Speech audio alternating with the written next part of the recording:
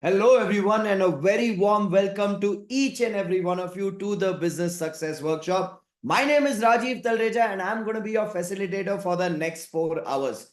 So, if you can see me and if you can hear me, then please type out yes in the chat box. If you can see me and hear me, please type out yes in the chat box, and we'll get started with the learning journey. Type out yes in the chat box. Awesome, fantastic. I see the chat box is bustling with yeses. So, ladies and gentlemen, firstly, thank you so much for being on time here at the Business Success Workshop. I always love to work with people who are on time because that only tells me that they value the value of their own time and want to get the best value out of this learning experience. So, thank you so much for being on time. Now, before we begin, let me break down for you what is the objective of the Business Success Workshop. What will you learn from the next 4 hours? The objective of the Business Success Workshop is to help you find an answer to one question. And the question that I am going to be helping you find an answer for over these 4 hours is this: how do you build a growth business rather than a survival business? Take a moment, read this question to yourself, internalize it, understand it. How do you build a growth business rather than a survival business? Now, let me explain the impact and the importance of this question. How many of you agree that many business owners, they start their business with a lot of hope, a lot of optimism, a lot of positivity, a lot of courage, but then when the results don't match the expectation, suddenly they get stuck in this trap of survival where the focus becomes on how can I sustain every month, how can I survive every month, and they get stuck in this trap of doing activities which are of no value or low value, which is nothing but the trap of firefighting. If you agree, type out agree in the chat box. Come on, let me see those fingers moving in the chat box. If you agree, type out agree in the chat box. Awesome, fantastic. So how many of you understand that it's important for every business owner to learn on how do you get out of this trap of survival and focus on growth and expansion? If you agree this is important, type out true in the chat box. Type out true in the chat box. Fantastic. So, ladies and gentlemen, this is our objective for the next 4 hours to help you find a practical, actionable answer on how you can build a growth business, not a survival business. So, if you're ready to get started, type out ready in the chat box. Type out ready in the chat box. Fantastic. So while this is our objective for today, let me tell you what are the topics we are going to be covering in today's learning. Firstly, you will understand the two types of businesses. When I talk about the two types of businesses, there is a survival business, there's a growth business. You will understand what are the characteristics of a survival business, so you can evaluate which characteristics you're demonstrating, and you will understand what are the characteristics of a growth business. So you can understand what characteristics you are demonstrating currently, which are of growth business characteristics. Now, once we do that basic analysis, then from there, we will go into the 7 foundational activities that you need to make sure are happening consistently in your business for you to build a growth business.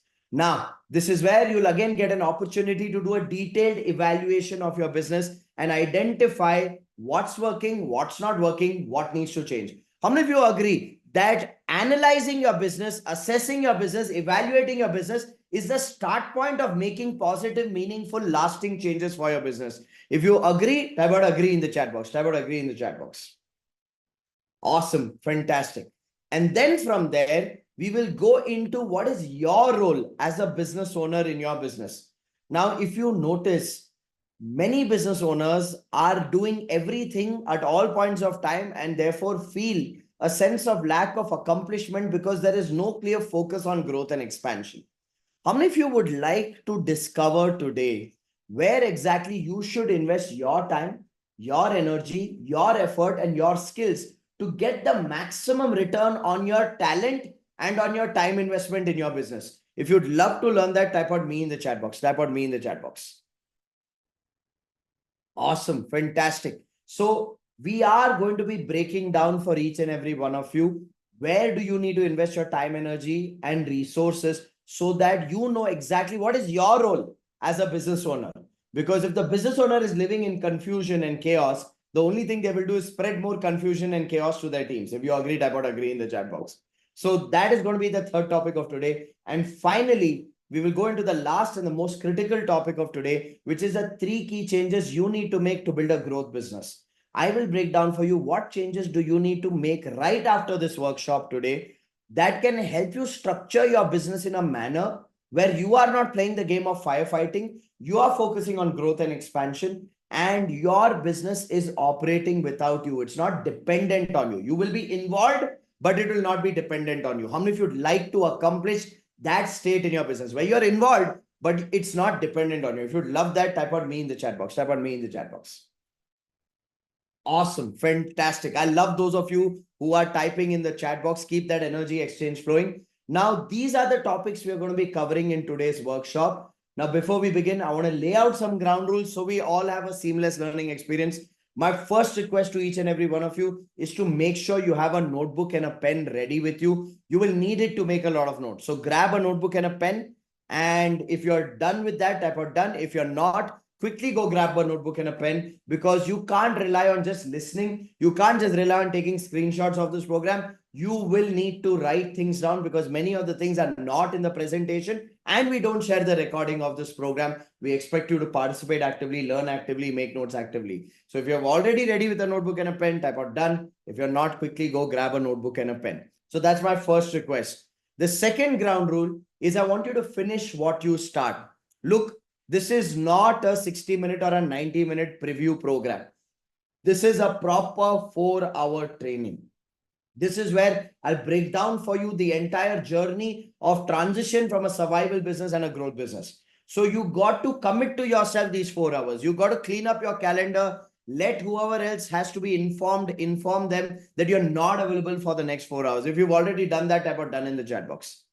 Now we will take a 10-minute break on the halfway mark of this program. So tune your biological clock for a 10-minute break in the next 2 hours, and then we'll continue the learning journey from there. But I want you to commit the next 4 hours for your learning, for your reflections, for your realization, for your results. So that commitment I want you to have for the next 4 hours.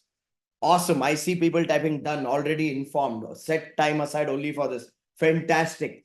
Next, for those of you who complete this 4-hour learning journey, because of your commitment to your personal growth, I want to support you further. So for those of you who complete this 4-hour learning journey, you will receive 13 ebooks from my side after this program is done. And this is only for people who complete the 4-hour learning journey. So my team will evaluate the attendance report of the platform after the program is done. And within 2 hours, we will be able to tabulate who stayed till the end of the program. And to those people, we will send these 13 ebooks that I have designed for giving you specific solutions for specific situations in your business. Let me run you through the titles of these 13 ebooks. The ebooks are on how do you set the right pricing for your products in the business? How do you give feedback to your team members? How do you build teams? Which are the areas you need to invest for yourself, in yourself, on the business? How do you handle multiple businesses? How do you avoid the pitfalls in sales? How do you prepare your business for marketing? How do you bring in the right kind of people into your business? For how many of you, these are relevant topics which are covering across various spectrums of the business? If these are relevant topics, type out relevant in the chat box. Type out relevant in the chat box. So you will be receiving 13 ebooks where we've created solutions on these relevant situations and challenges that business owners commonly face. But this is only for those of you who complete the program. So make sure you finish what you start. If you commit to yourself, we commit to your growth. Now, keeping that in mind, the third ground rule, the third request I have is, I know through the learning journey, you will have questions that will pop up as I'm taking you through the learning journey. My request is, do not put your questions in the chat box. Okay. Write your questions down in your notebook. Write your questions in the notebook. Look, there are about 442 people attending this program right now. How many of you agree if all 442 people start bombarding the chat box with questions, then if I sit and entertain every single question, we will never get past the curriculum of this program. If you agree, type out agree in the chat box. So at the same time, I want to honor every single question. I want to honor and support each and every one of you for the questions you have. So my request is, write your question in your notebook. Don't put it in the chat box and even distract me. We made sure that the fellow participants, all of you are not distracted by the chat box, because the chat box settings are done in a manner where only I can see your messages and you can't see each other's messages, so you can stay focused on the learning journey. But even don't distract me with questions, and I will avoid looking at the chat box as much as I can, because after the program is done, we will do a question answer session for 15-20 minutes. And if I'm not able to address your questions in those 15-20 minutes, I will tell you how to reach out to me personally and get your questions answered. How many of you agree that's a fair mechanism where we do question answers after the program and you have the opportunity to stay in touch with me personally and ask me questions rather than disturbing the flow of the learning in the chat box? If you think that's a fair mechanism, type out fair in the chat box. Type out fair in the chat box. Awesome. Fantastic. Thank you so much. Next, who is this training for? Let me also set expectations very clearly. If you are in a job, this program is not for you. If you're a student or a homemaker and you don't have a running business, this program is not for you. This program is only for those who have a running business.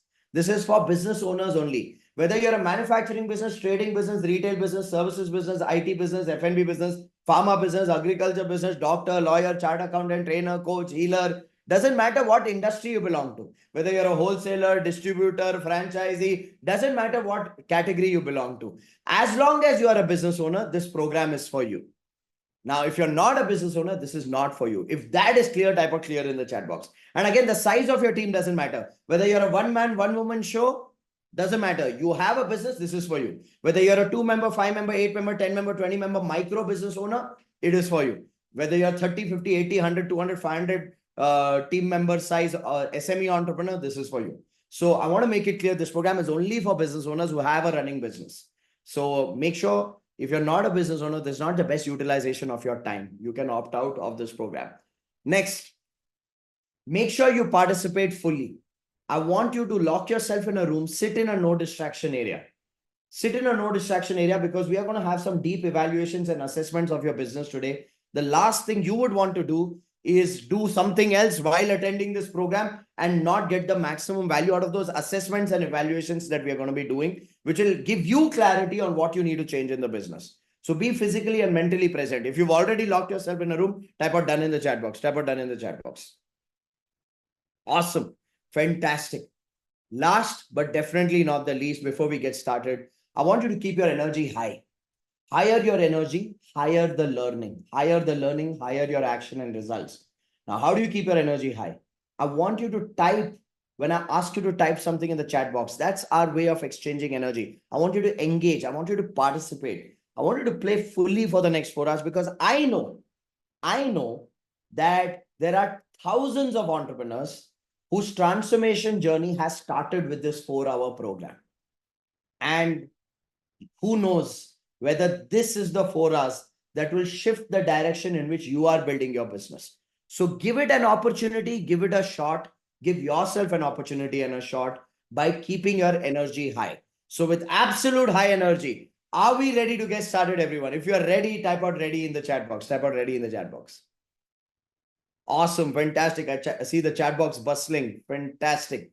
Next. Now, before we begin, I want to know a little bit more about your business. So type out for me in the chat box, what business are you building? Type out for me in the chat box, what business are you building? So that I understand the diversity of businesses in the room. Okay, type out in the chat box, what business are you building?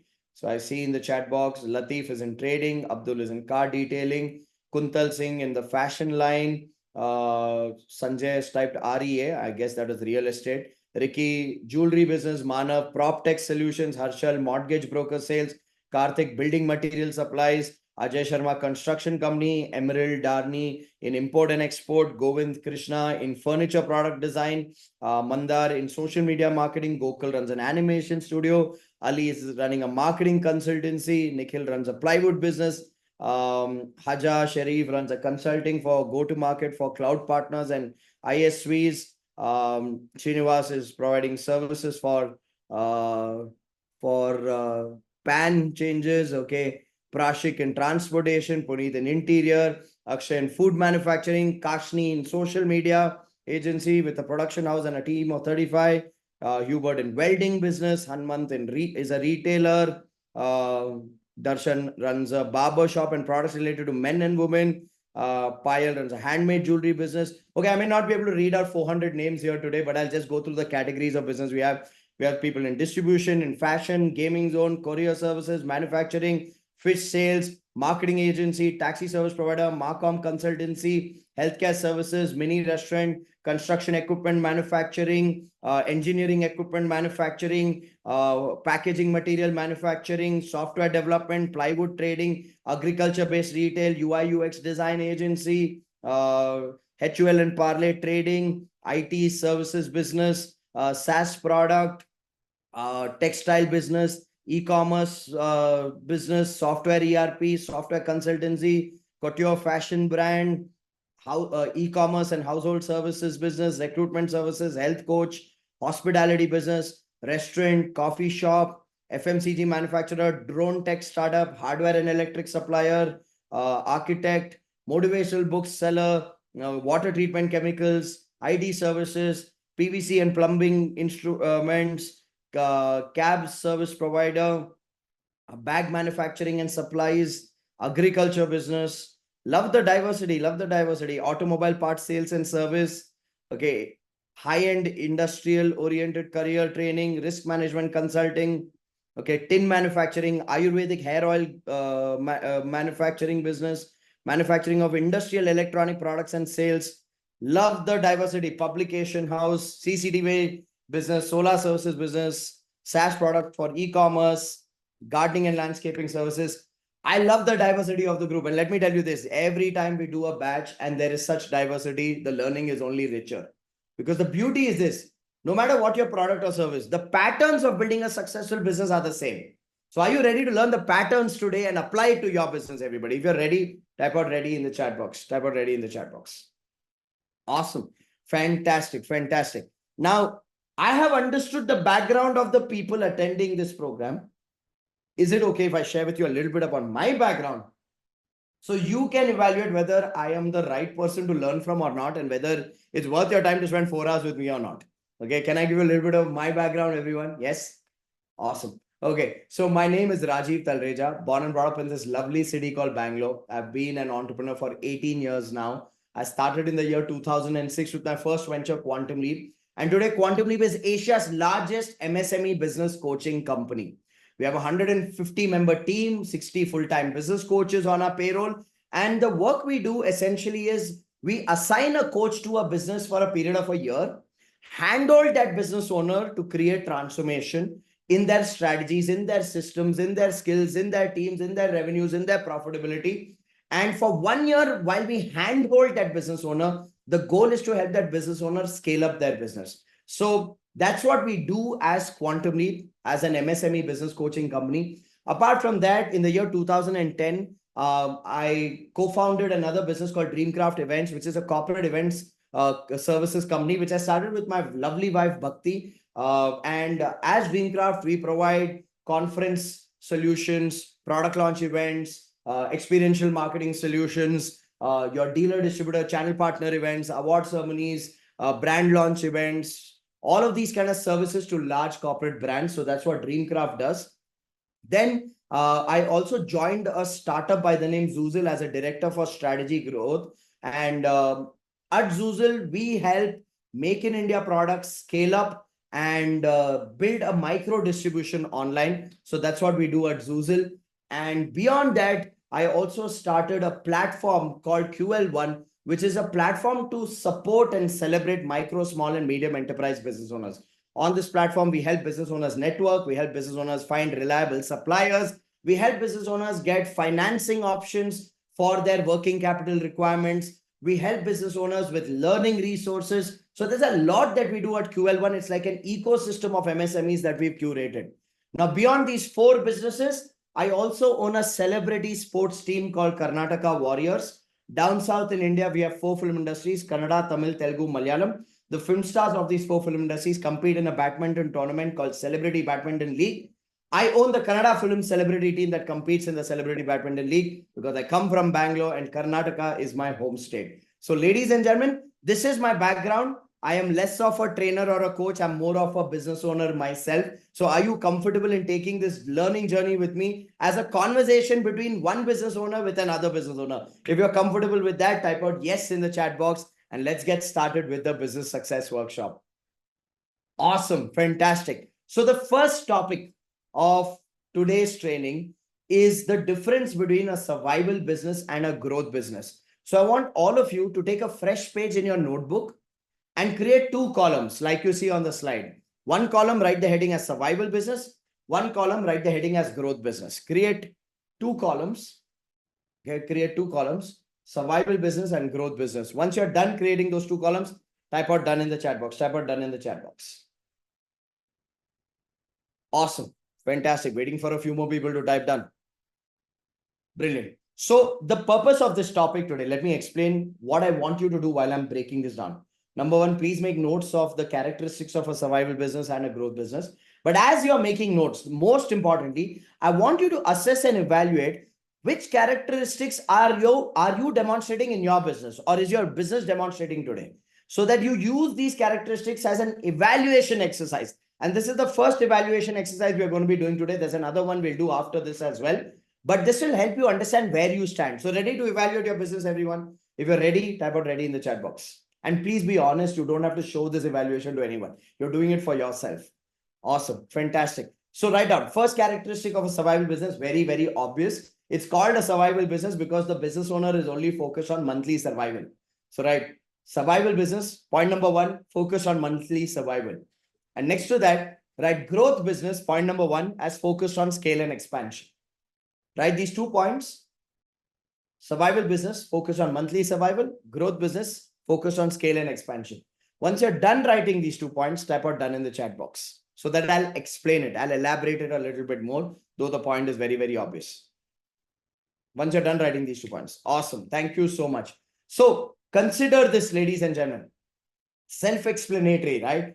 A survival business is a survival business because the business owner is only focusing on how can I make enough money to pay salary on time, rent on time, credit card bill on time, supplier on time, EMI on time, every month. That's the primary focus of the business owner. How many of you have ever played that game or are still playing that game where your primary focus is how do I make enough money to fulfill my expenses of the business on a month-to-month basis? If you're already playing that game or have played that game, type out me in the chat box. Come on, time to be honest, time to be honest. Okay. I see some honest people in the chat box. Thank you for your honesty.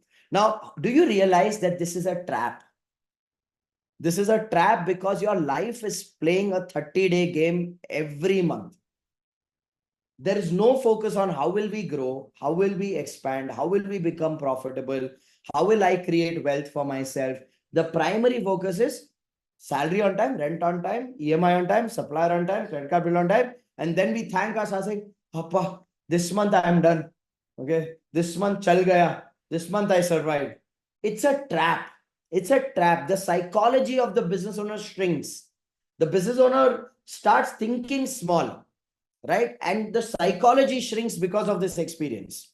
So that's the first characteristic of a survival business. Whereas in a growth business, like it's obvious, it's called a growth business because the business owner is focusing on growth and expansion. The business owner is focusing on scaling up the business. So the business owner's talent and the business owner's time is not utilized in firefighting activities. It is utilized in growth and expansion related activities.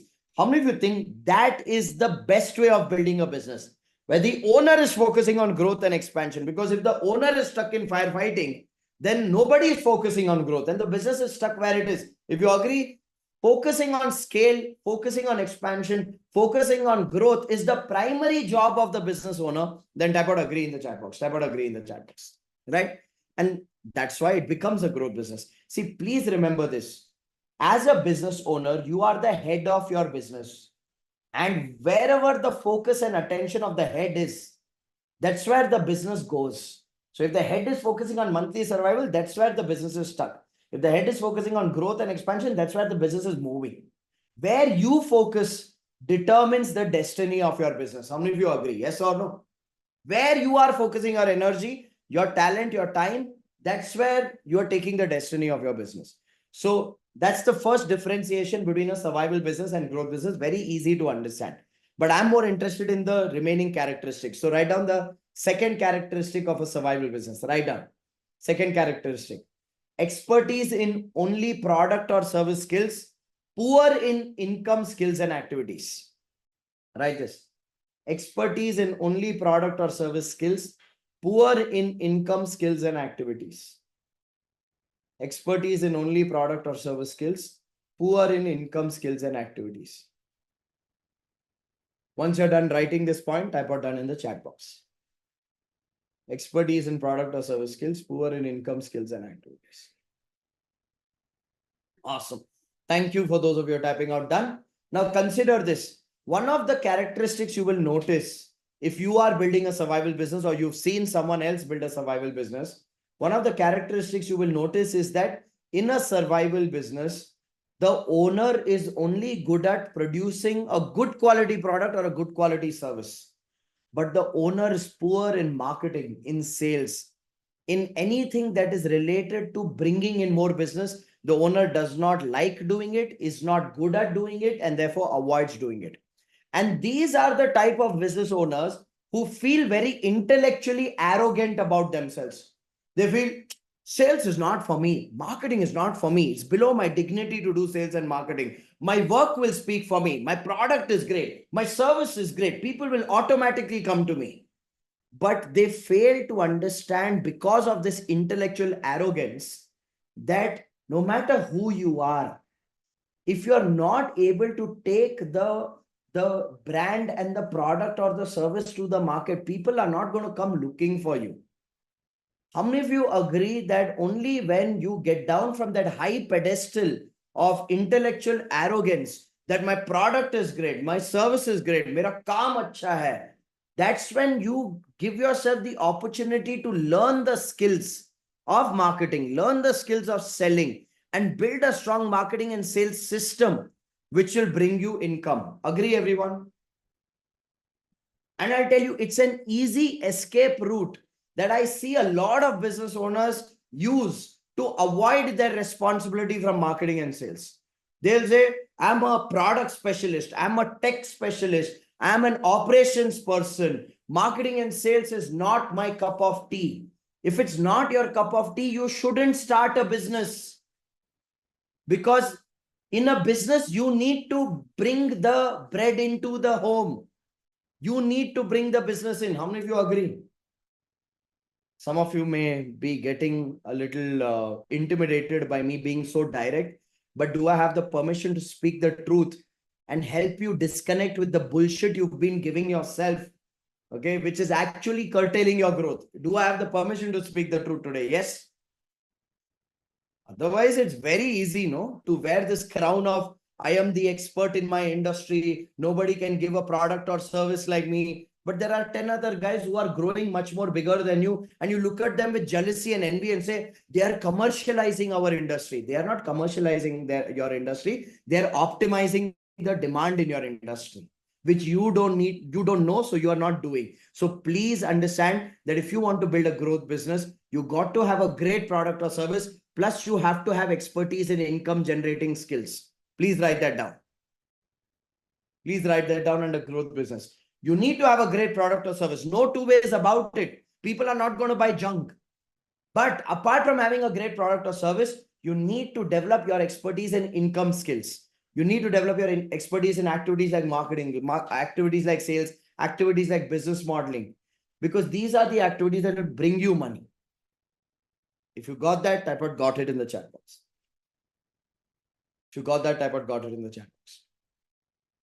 Awesome. Fantastic.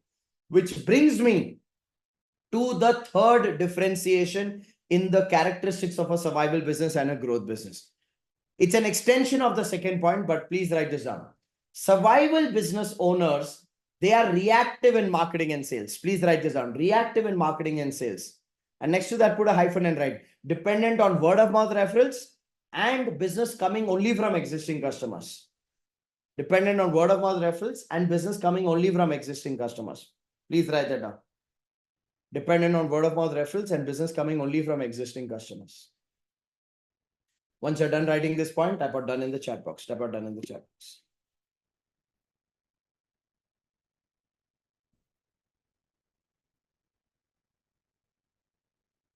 Awesome. Thank you so much for those of you who are typing out done. So consider this, ladies and gentlemen, as an extension of the previous point. Survival business owners only are good at product or service skills. They are poor in income generating skills and activities. Therefore, what ends up happening is they are not proactive. They don't have a proactive mechanism or a system to go reach out to prospect customers, to grab attention, to attract prospect customers. They are reactive. They wait for inquiries to come.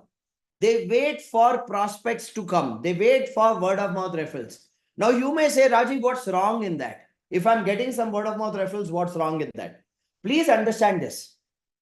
Word of mouth referrals are great. It means that you have a good quality product or service, and that's why somebody is willing to put their reputation on the line and recommend you to their family and friends. It's great. But how many of you agree? You are not in control of how many inquiries or how many leads you will receive per week or per month through word of mouth referrals. If you agree, type out agree in the chat box. You're not in control.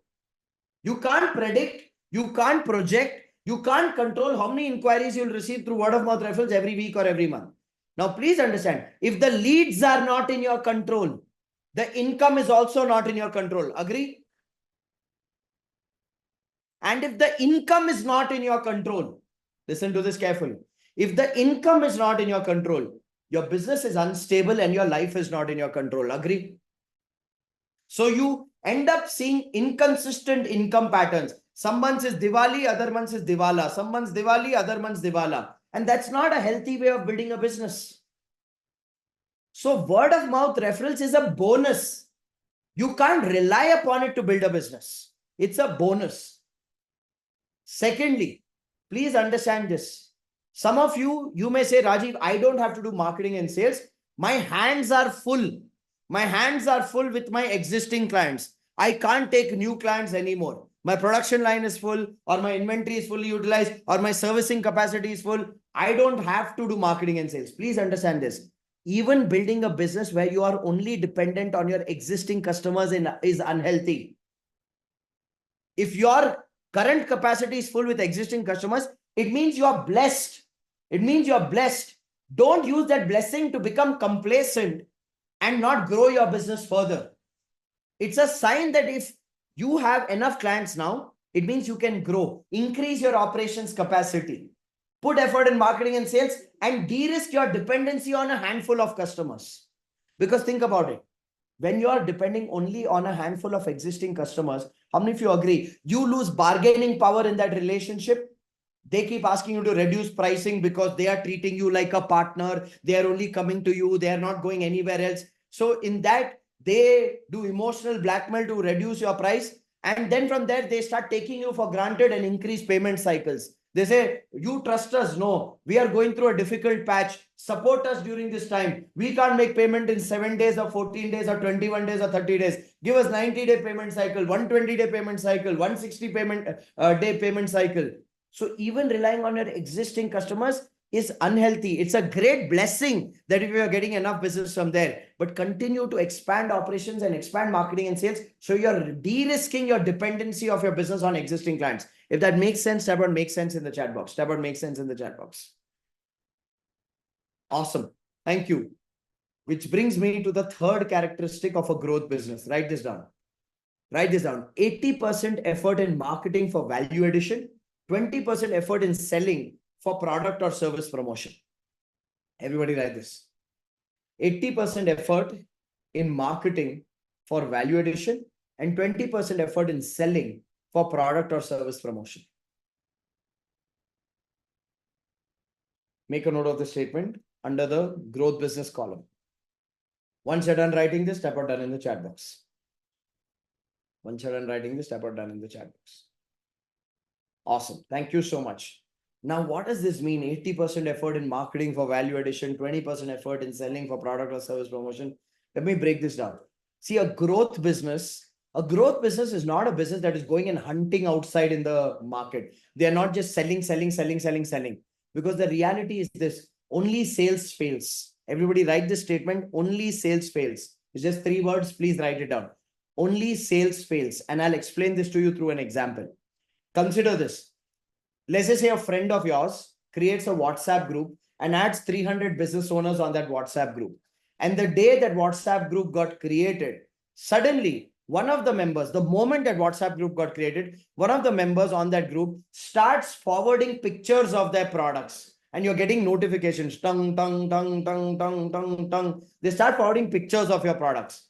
Now, you open the WhatsApp group, you see the pictures, and someone sent you pictures of copper utensils. They sent a picture of a copper plate, copper spoon, copper jug, copper cup, copper bowl, copper glass, copper whatever. So now what happens is this. When you see someone sending a picture of their products and then they write a message saying, hello friends, my name is so and so. I am in the business of copper utensils trading. Kindly do contact us for any copper utensils requirement. We do both retail and wholesale sales. Here is my number. Here is the price list. Can you tell me what will immediately happen on that WhatsApp group? What will people start doing when one person starts spamming the group and promoting their products? Type out for me in the chat box. Okay. Type out in the chat box. What do people start doing? Okay. Govind says mute. Manav says exit. Sakshi says exit. Ashwin says leave the group. Kashni says exit. Srinivas says exit. Dr. Aruna says leave. Haja says drop off the group. Chandu says exit. Darshan says ignore. Indu says leave the group. Kuntal says may leave the group or mute. Harshal says everyone else will also do this. Sanjay says ignore. Hema says exit. Jagjit says exit. Abdul says exit and delete. Okay. Shelly says exit. Okay. Gokul says archive. Arun Kumar says exit. So the most common messages I'm receiving on the chat box is exit, mute, leave, ignore, delete. Why? Because this person has only done promotion. Have they built a relationship with the people on the WhatsApp group? Yes or no? Type out for me in the chat box. Have they built a relationship with the people? No. Have they established any credibility with the people? No. They have directly tried to sell. Now, do you understand my statement when I made you write in your notebook, only sales fails? If you understand that now, type out got it. If you only sell, that sales effort fails. You may have a great product, you may have a great service, but if you're only sending emails to your B2B customers, promoting a product or service saying, kindly do give us an opportunity to service you, only sales fails. If you're only promoting your product catalog or your pictures on social media or on WhatsApp, barely anybody responds. You'll see there 7 likes, and those 7 likes are of your 17 members or your family members and your closest friends. Only selling does not work. It fails. The right method of doing it is your 80% effort should be in marketing for value addition. Your 20% effort should be in selling for product or service promotion. Now, I know you're thinking, what is marketing? What is value addition? What do you mean by 80% effort? Can I give you an example? Can I give you an example, everyone? Awesome. So let's take the same situation. A friend of yours creates a WhatsApp group with 300 business owners. They add you into that WhatsApp group. But this time, there is one person on the WhatsApp group who sends a message. And the message reads, hello, friends. My name is so-and-so. I'm very passionate about health, wellness, and nutrition. And because of my passion for health, wellness, and nutrition, I make videos on YouTube where I share simple tips that people can use to improve their health, wellness, and nutrition. Here's a video that I created on 3 tips to deal with stomach bloating problem. Many people, even though they eat right and eat light, their stomach bulges out and becomes tight in the evening hours of the day. So in this video, I've explained what are 3 simple tips you can use to deal with the stomach bloating problem. Share it with your family and friends if you think it's of use or value to them. So they've sent a very decent, well-crafted message, and then they've attached a video. Now you watch the video, and in the video, the person saying 3 tips to deal with stomach bloating problem. Tip number 1, make sure that you eat black raisins soaked in saffron strands overnight, first thing in the morning within 15 minutes of waking up. It helps in cleansing your gut. It helps in improving your metabolism. It helps you fight stomach bloating. Tip number 2, drink water in a copper glass. Store your water in a copper jug. Copper enriches the quality of the water and helps you in improving your metabolism, and therefore helps you fight stomach bloating. Tip number 3, have a bowl of curd every afternoon after lunch. It's a good probiotic for your gut, improves metabolism, it helps you fight stomach bloating. Now watch, how many of you notice in this content, the person has given tips, the person has educated people who are watching the video, and in one of the tips has also positioned the benefits of copper utensils. Yes or no? They've positioned the benefits saying, drink water in copper glass, store water in copper jug. Now watch. This education is value addition. Is this making sense? And this value addition is marketing. Is that making sense? Now, watch this. Say for 8 weeks, this person sends one video per week, not every day, once in a week. One video per week, talking about the benefits of copper utensils for different types of health-related and wellness-related challenges. Now, at the end of 8 weeks, in the 9th week, let's just say this person comes and sends a message saying, hello friends, thank you to everyone on this group who's been sharing my videos on health, wellness, and nutrition with your family and friends. Your support means a lot to me. Today, I also want to share with you what I do professionally. Apart from my passion for creating videos on health, wellness, and nutrition, professionally, I am in the business of copper utensils trading. We do wholesale and retail sales of copper utensils. Now, through my videos, you've already understood the benefits of copper utensils. If you would like to adopt copper utensils in your everyday life, in your home or office, feel free to reach out to me personally, and I'll be happy to help you procure good quality copper utensils. Now, ladies and gentlemen, this message in the 9th week is a sales message. It's a promotion message where they're promoting the product or service. But let me ask you a question. After 8 weeks of education and value addition, in the 9th week, when this person promotes the product or service, will more people take this sales promotion seriously or lesser in comparison to the previous situation where the first message was a sales message? More or less? Type out for me in the chat box, one word, more or less. More people will. This is an example of 80% effort on marketing, which is value addition, and 20% effort on selling, which is product or service promotion. How many of you agree this is a more professional, a more effective, a more ethical, and a more powerful method of building your business? It's effective because you are educating people. You are grabbing their attention, establishing credibility, establishing respect. It's ethical because you're giving value for free. And it's powerful because you're building that rapport, relationship, trust, and respect, because of which people are willing to buy. Now, it doesn't matter which business you are in. You could educate by adding value to people either through videos or through blog articles or through infographics or through posts. And it doesn't matter which platform you do it on. It depends on where your customer is. If you're a B2B business, educate and add value through emails and through LinkedIn and through YouTube. If you're a B2C business where you're selling to end customers, educate on emails, educate on YouTube, and educate on Instagram, based on who your customer is and based on the type of content you are comfortable in creating, either videos or blog articles or posts or infographic images. Educate and add value. When you educate and add value, you build trust, you build respect, you show people your content and capability, you show people your depth and your abilities. Agree, everyone? And today we live in a world where it doesn't matter which business you are in, whether manufacturing, trading, retail, real estate, services, IT. Today you see everyone is creating content. People in your own industry are creating content today. Today wholesalers are creating content when their truck is coming with their goods and loading into their warehouse saying, this is come, this is the value, this is the benefit. Today, fruit sellers are creating content saying, lele, lele, lele. Now, I'm not asking you to do that. I'm asking you to add value to people. Value addition is through education. That is what is marketing. Then you promote your product or service, more people will buy. Is this making sense? And please add value. Don't just do motivational preaching to people. Nobody wants motivational preaching. They want to see your industry expertise. They want to see solutions from your side. That is marketing. So that's the difference between a survival business and a growth business in today's day and age when it comes to marketing and sales. Which brings me to my final point of difference before we close this slide. Write down under owner-driven, under survival business, right? Owner-driven business. Owner-driven business.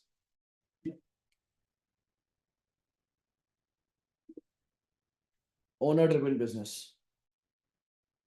Once you're done writing, type out done in the chat box. Once you're done writing, type out done in the chat box. Awesome. Consider this. The biggest reason why a survival business is stuck in the trap of survival is because everything is dependent on the owner. The owner is the superhero. The owner is the karta, dharta, and the bangan ka bharta of the business.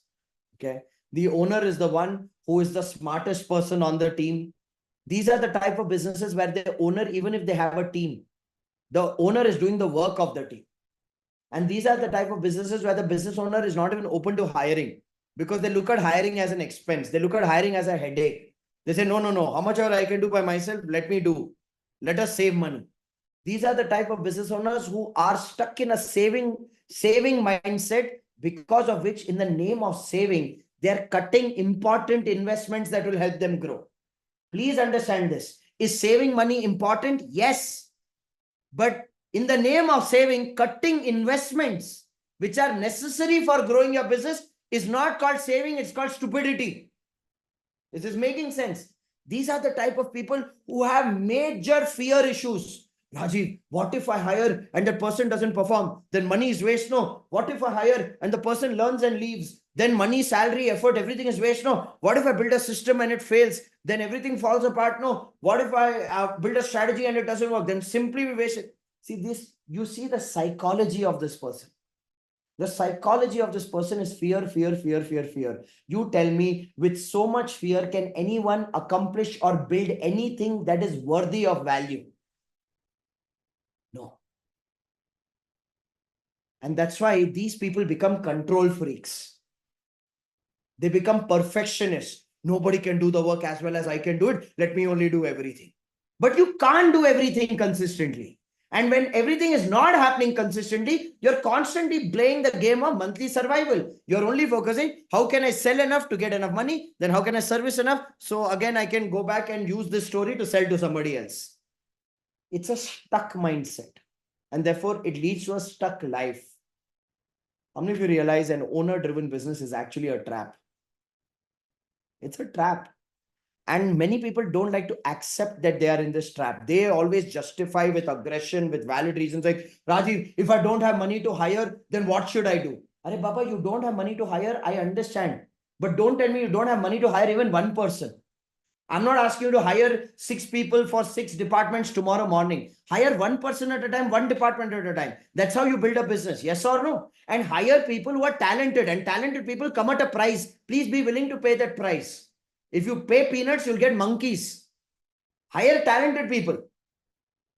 No, but we don't find talented people. That means you don't know how to find talented people. You don't know how to recruit people. You're sitting in interviews and asking questions like, are you hardworking? Are you committed? Are you open to learning? They'll say yes to everything. You think, yeah, I found the ideal candidate. When you give them a job, you realize you didn't find an ideal candidate. You found a useless son-in-law. He wants free food and free respect, and you are doing the work then.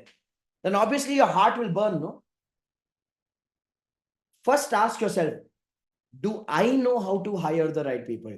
Do I know how to evaluate a person in an interview? Because if you don't, that's the first thing you need to learn then. Yes or no?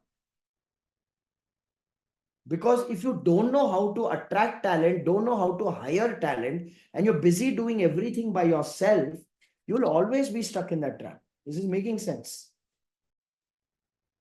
And then you'll feel, what's the point of hiring? I tried hiring, that person did not do the work. I paid salary for so many months. Money went down the drain. So let me only do everything by themselves. That's how the trap gets created. This is making sense. Yeah. Please understand. Some of you are like, Rajiv, I hired, but after 2-3 years, people leave. Then we have to do again. Let me tell you this. Nowadays, marriages don't last. You are expecting a team member to last with you forever. Which world are you living in? Please wake up and ask yourself, is there even maturity in your thinking? Because if you're expecting a team member to live with you forever, today your children don't want to live with you forever. They want to grow up and live independently. People leaving is a part of the journey of building a business. Just because people leave, if you go into hiring coma and you decide, I will never trust people, I did a mistake by trusting people, I'll do everything by myself only, then my friend, you lack maturity. And I'm sorry I have to be this direct, because only when I'm this direct and I don't camouflage it with flowery motivational words, will it enter your mind and hit your heart. So please understand, I don't have anything personally against you. But I want you to wake up and understand what it takes to build a business. Because there's no point you being in this journey of building a business, but not doing it the right way. Is this making sense? So, ladies and gentlemen, how many of you realize being a perfectionist, doing everything by yourself, being a control freak is actually the reason why the business is stuck in survival? Right? It is the reason why the business is stuck in survival. The truth is, if you want to build a growth business is a function-driven business. Please write this down. It's a function-driven business. And I'll explain what I mean by function-driven business. Consider this. If you want to grow a business, different functions need to function consistently. Marketing needs to function so that leads are consistent. Sales need to function so operations is consistent. Because only if you get enough clients, then after that, you will get enough work to service clients. So you got to make sure you are building a business where marketing is consistent, sales is consistent, operations is consistent, accounts is consistent, human resources activities are consistent. Only then can you build a growth business. This is making sense. So the key is to set up these functions. So everyone, did you understand today the difference in the characteristics that a survival business is demonstrating and the characteristics that a growth business is demonstrating? Yes? Did you understand the difference? Were you able to evaluate what characteristics are you demonstrating currently? If yes, type out yes in the chat box. Awesome. Thank you. How many of you identified that based on the characteristics you're demonstrating today, there is potential for you to make changes and therefore potential for you to grow your business? If yes, type out yes. Okay. And how many of you understand today that for you to make these changes, it starts with you improving your skills and knowledge? Right? So please understand, unless you learn and unless you don't grow, you will not have the ability to grow your business. You will not have the ability to solve the problems of your business. Agree? Awesome. So with that thought, let's move to the next topic of today's training. I've given you the difference between a survival business and a growth business. I've highlighted for you that in a growth business, it's a function-driven business. So let us now go deeper and understand what are the functions that help us build a growth business. Let's understand that. So write down this heading in a fresh page in your notebook. Write 7 functions to build a stable and successful growth business. Write this heading down and I'll give you a list of 7 functions. 7 functions to build a stable and successful growth business. Okay, write that down. Awesome.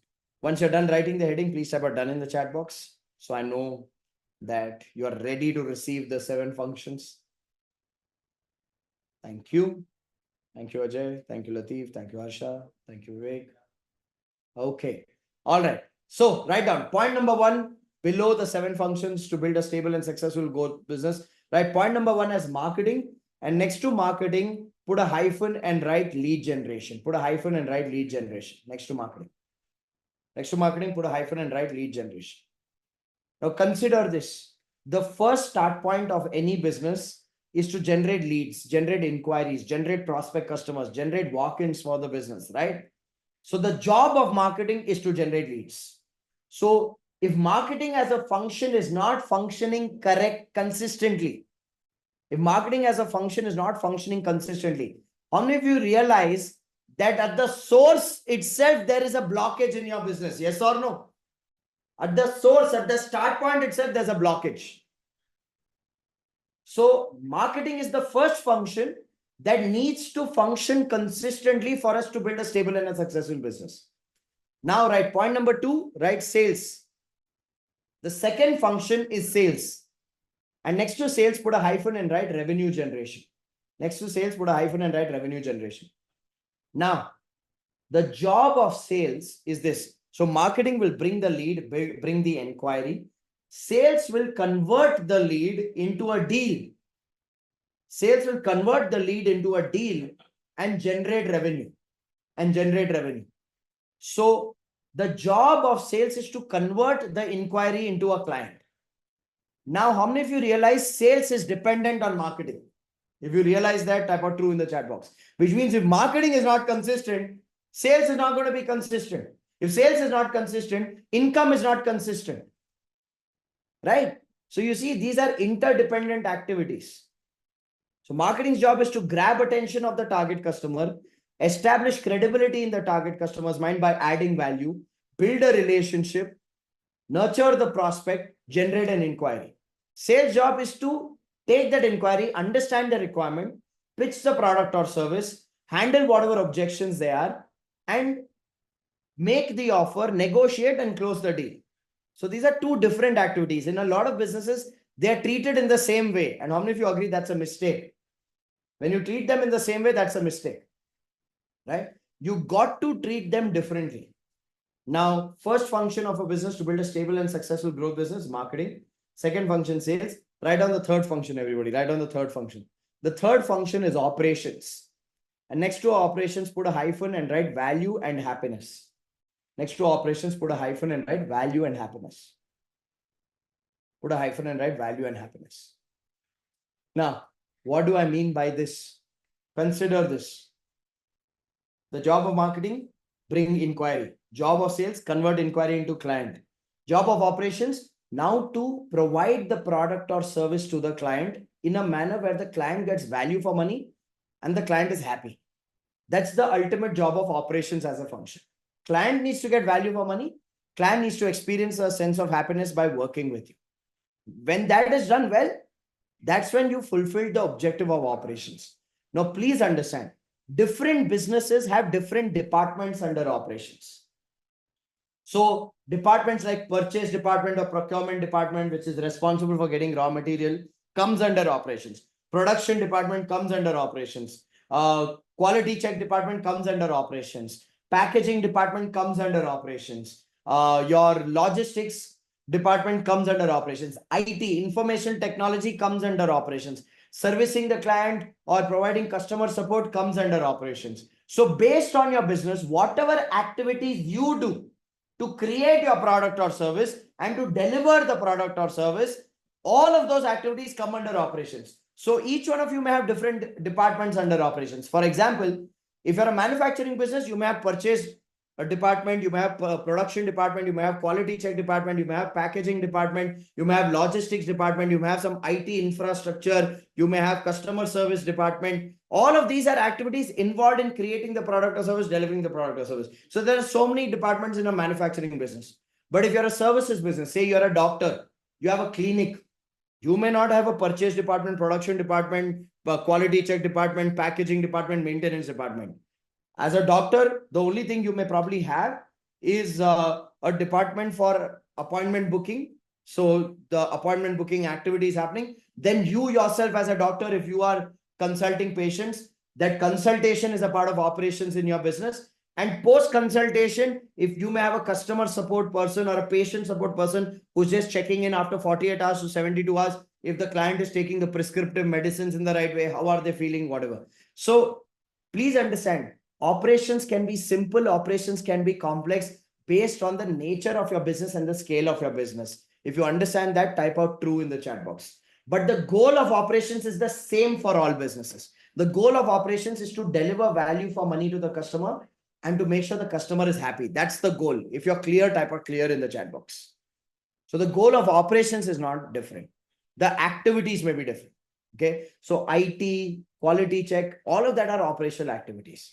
Now, let's interconnect the functions to build a stable and successful growth business. Marketing brings lead, sales turns the lead into a customer and generates revenue. Operations provides product or service and delivers value and happiness to the customer. Are you seeing all these three are interconnected? If marketing is inconsistent, sales is inconsistent. Sales is inconsistent, operations is inconsistent.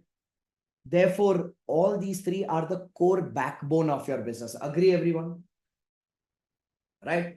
Now, let's look at the fourth function to build a stable and successful business. The fourth function to build a stable and successful business is R&D. And next to R&D, write the goal, put a hyphen and write new products or new services.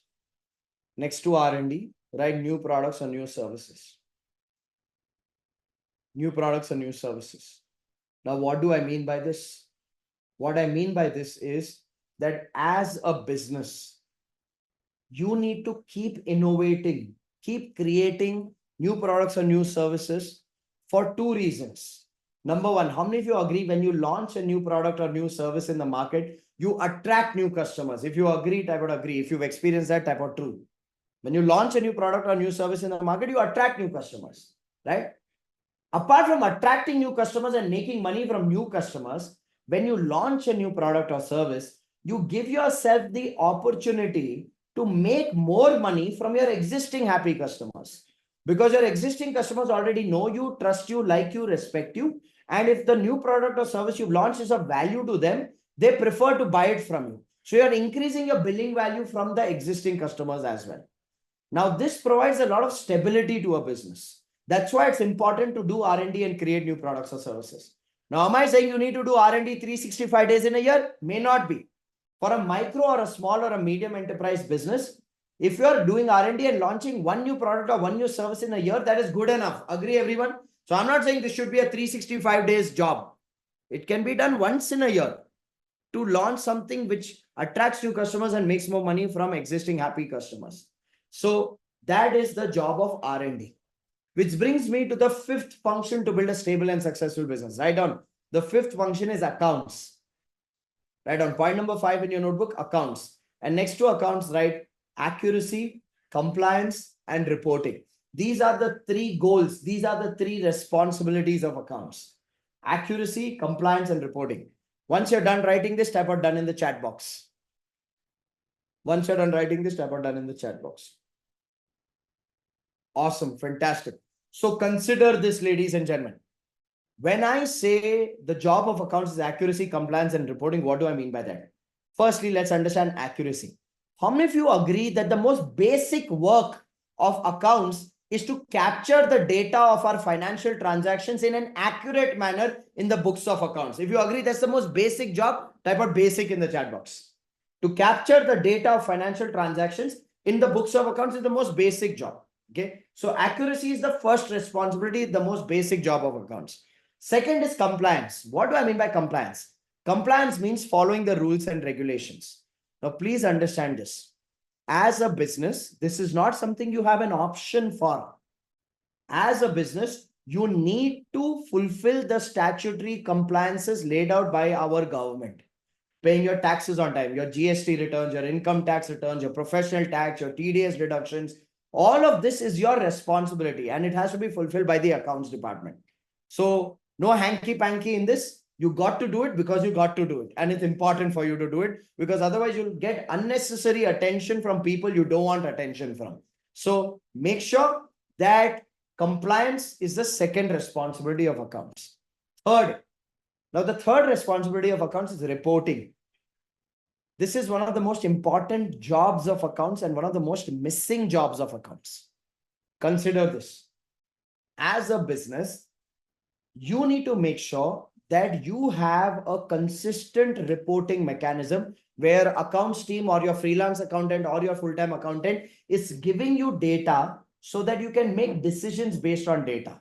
So making sure that you have a cash flow report or a cash flow statement from the accounts department, making sure you have a monthly profit and loss statement from the accounts department is basic reporting structures that you need to put in place so you can evaluate the current financial situation of your business and make decisions on an ongoing basis. How many of you agree decisions without data is gambling? Decisions without data is gambling, which means if you're making decisions without the data in your hand, then you're lying to yourself. You're lying to yourself. So these are the three critical responsibilities of accounts. If you got it clearly, type out clear in the chat box. Type out clear in the chat box. Awesome. Fantastic. Which brings me to the sixth function to build a stable and successful business. Everybody write down. The sixth function is human resources. And next to human resources, make a note of these 3 points. Recruitment, people development, and employee happiness. Write down. Recruitment, people development, and employee happiness.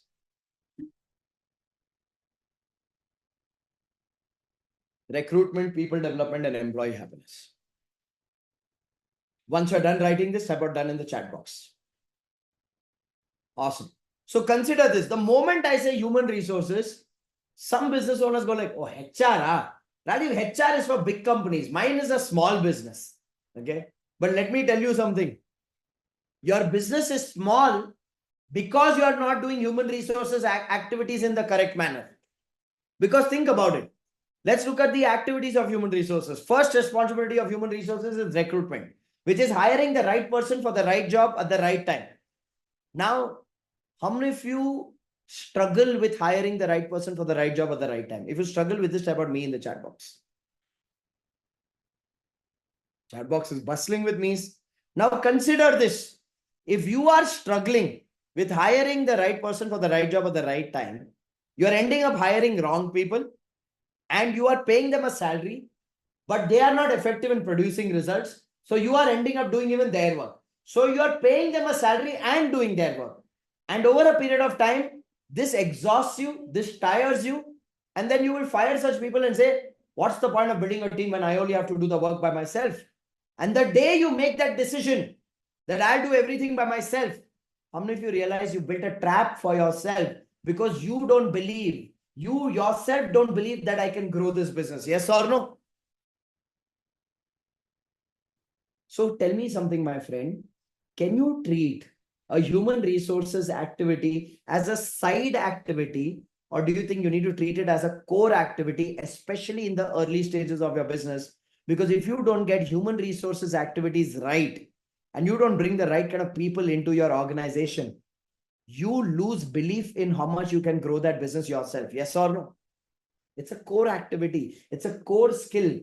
It's a core skill to develop as a business.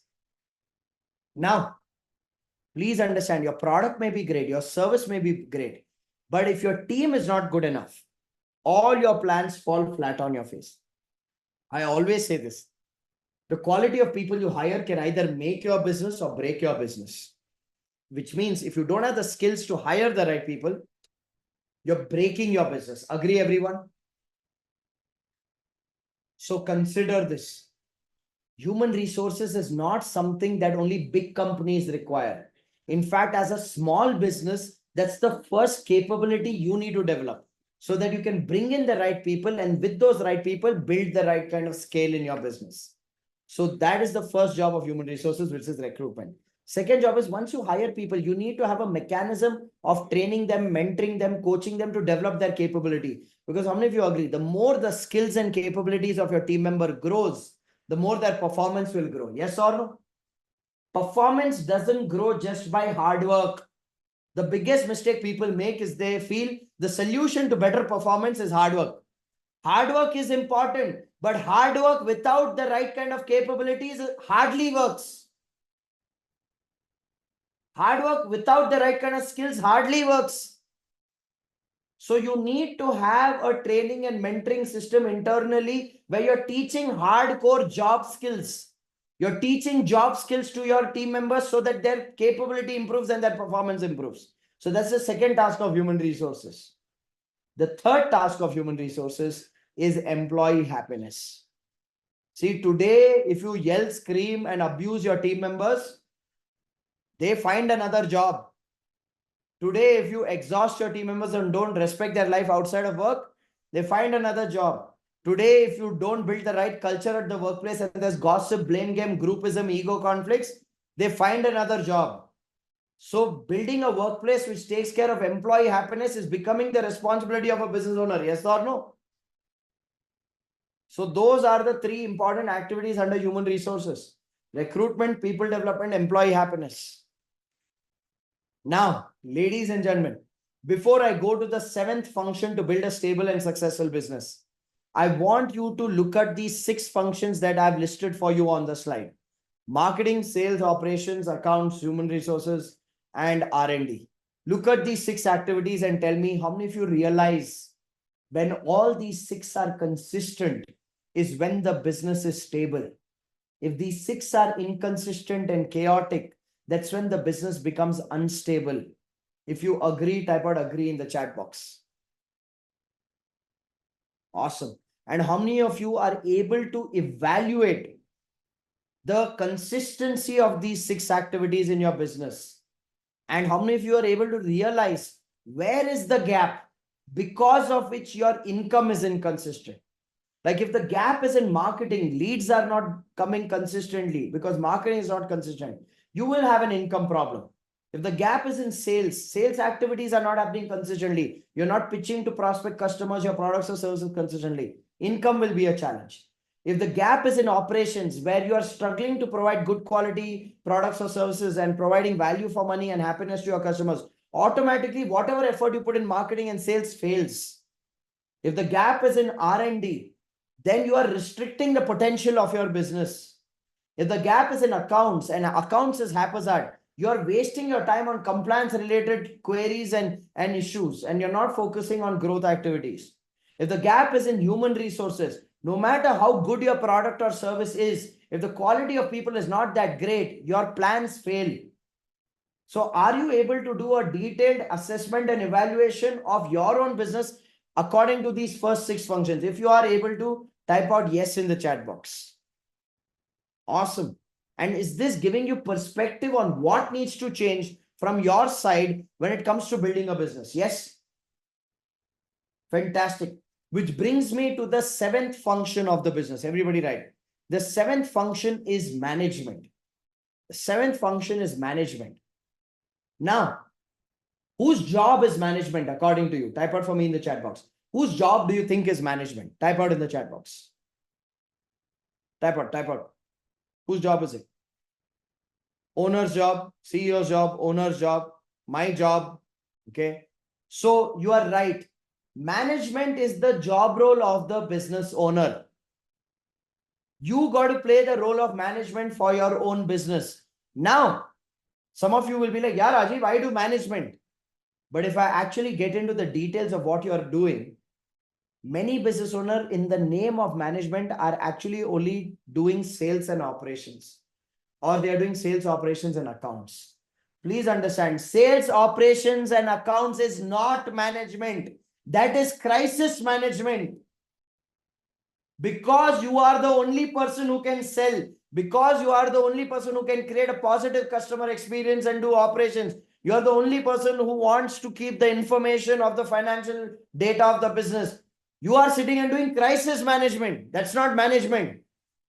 The real job of management is to manage strategy for growth. So write strategy management. Your job as a business owner is to manage strategy for growth. Your job as a business owner is functional management, which means to set systems in marketing, systems in sales, systems in operations, systems in accounts, systems in HR, to set up systems in these functions.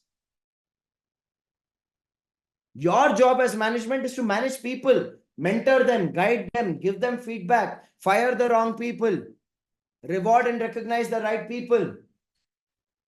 So under management, please write strategy management, functional management, people management. Once you're done writing, type out done in the chat box. Strategy management, functional management, people management. Now, ladies and gentlemen, please understand your job. Your job is to think of what are the growth strategies we can use to expand. How many of you agree? Thinking about growth and initiating growth initiatives is the job of the owner. If the owner doesn't do it, nobody on the team will do it. Yes or no? Don't expect your team to grow the business. Second, functional management, which means what? Your job is to make sure that the functions, marketing, sales, operations, accounts, human resources, these functions have proper systems and processes laid out for people to follow, and you are able to review the activity of people through these systems. Because how many of you agree, if there are no systems, everything is in chaos? Yes or no? So setting up the systems is your job. If you don't set up the systems, who will? Lastly, your job is people management. Mentoring people, guiding people, giving them feedback, holding them accountable, firing the wrong people, recognizing and rewarding the right people. That's management responsibility. So ladies and gentlemen, how many of you are seeing that these are the 7 functions we need to set up in your business, one function at a time? And only when we set up these 7 functions, will you see stability? Will you see success? Will you see growth? If you agree, type out agree in the chat box. Type out agree in the chat box. Now, while I break these 7 functions down, I want to warn you again. I want to warn you about the biggest mistake business owners make, which is where they try to be a superhero and they do everything by themselves. So here are 4 truths you can't deny, my friend. Please write this down in a fresh page. 4 truths you can't deny about building a business. Write this heading, because it's important. After this workshop, your thought process, your habits, your actions changes. If your thought process and habits don't change, then this was a useless learning experience for you. It's only when you change does your result change. So here are 4 truths you can't deny. You've understood the 7 functions. Truth number 1 you can't deny is this: business stability requires consistency of all 7 functions. Please write this statement down as truth number 1. Business stability requires consistency of all 7 functions. Marketing needs to be consistent, so leads are consistent. Sales needs to be consistent, so revenue is consistent. Operations needs to be consistent, so value and happiness is consistent. Accounts, if you're doing it once a year and launching a new product or service, that is consistent enough for you to attract new customers, make more money from current happy customers. Accounts need to happen consistently. HR activities need to be consistent. As management, you need to consistently think about growth strategies. You need to do consistent reviews with functions. You need to manage and guide people under people management. So how many of you agree you cannot deny this truth that business consistency requires stability of all 7 functions? If you agree, type out agree in the chat box. Awesome. Which brings me to the second truth. Write down the second truth. Building a business is a team sport. Please get out of this psychology that you can do everything. You cannot do everything consistently. Most business owners fall into this trap. When they try to do everything, here's what happens. They focus on marketing only when there are no leads in the pipeline. How many of you have done that? You are thinking about marketing only when you realize, oh, there are no inquiries, no leads, let's do marketing. And the moment you generate 1 or 2 leads, you stop doing marketing because now you're busy in selling, because someone needs to convert that lead. Once you are done selling and get a client or a project, you stop marketing and sales, you jump into operations. You start servicing the customer in operations. How many of you have done this, jumping from one activity to the other, and when you are jumping, that other activity is stopping? How many of you have done that? If you've done that, type out me in the chat box.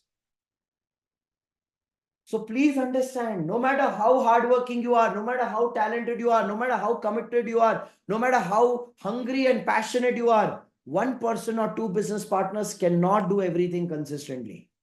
Building a business is a team sport. Now, when I say building a business is a team sport, some of you are like, oh, Rajiv, but I don't have money to hire a team. Please understand this. Firstly, change the way you look at hiring. Hiring and building a team is an investment. It's not an expense. Write down truth number 3. Building teams is an investment. It's an investment. Now, I'll tell you who it is an expense for. Listen carefully to this. Listen carefully to this. Building teams is an expense for those business owners who hire incapable people because of their incapability in hiring. Think about it. Let me repeat that. Building teams is an expense for those business owners who hire incapable people because of their incapability in hiring. Which means when you don't know how to evaluate the attitude, the skills, the knowledge of a candidate, and you give a job to anyone and everyone just because they came for the interview, then obviously building teams will be an expense for you. Yes or no? Rajkumar says, awesome. Rajkumar, I don't know how awesome it is, but it feels awful when you do that. Right? Okay. So, ladies and gentlemen, change your psychology towards hiring. It's not an expense, it's an investment. And to make it a worthy investment, first step is you need to learn how to hire the right people. So, how many of you are open to learning that? How many of you are open to learning that? Right? Because one wrong hire, studies have proven, one wrong hire, even at a junior of the most junior level, where even if you're paying a salary of 10,000-12,000 rupees to an individual for a very basic mundane job, and you've done a wrong hire, one wrong hire costs a business 60,000 rupees. It's a study done, which has arrived at this amount, because the amount of time, energy, resources, management capacity that gets invested in a wrong hire actually creates a bigger loss for a business. So please understand, learning the skill of how to hire is one of your most important responsibilities. And before that, you need to change your emotional relationship to hiring. Building teams is an investment. That's the third truth you can't deny. Now, I know some of you will go into, but Rajiv, what if they leave? Please write the fourth truth, which you can't deny. People will leave and that's okay. People will leave and that's okay. Just because someone left after few months or few years, you don't have to beat your chest, break your bangles, get into an emotional drama that, oh, main lut gaya, barbaad ho gaya. People leaving is the part of the journey of building a business. Like I said earlier, nowadays marriages don't last. You are expecting a team member to last. Nowadays children grow up and want to live independently. You want your team member to live with you. How? How many of you realize that there is a certain level of maturity required to build a successful business? And if you demonstrate emotional drama because a team member left, that is a sign that you're not yet that mature. And maturity is not a function of the age. It's the function of the mindset. People leaving is a part of the journey. Doesn't mean you stop hiring. Keep hiring, keep developing, keep delegating, keep scaling. That's how you build a business. So how many of you agree? These are four truths you cannot deny.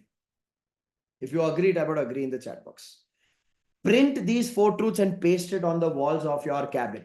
You should see these four truths every day. That business stability comes with consistency of 7 functions.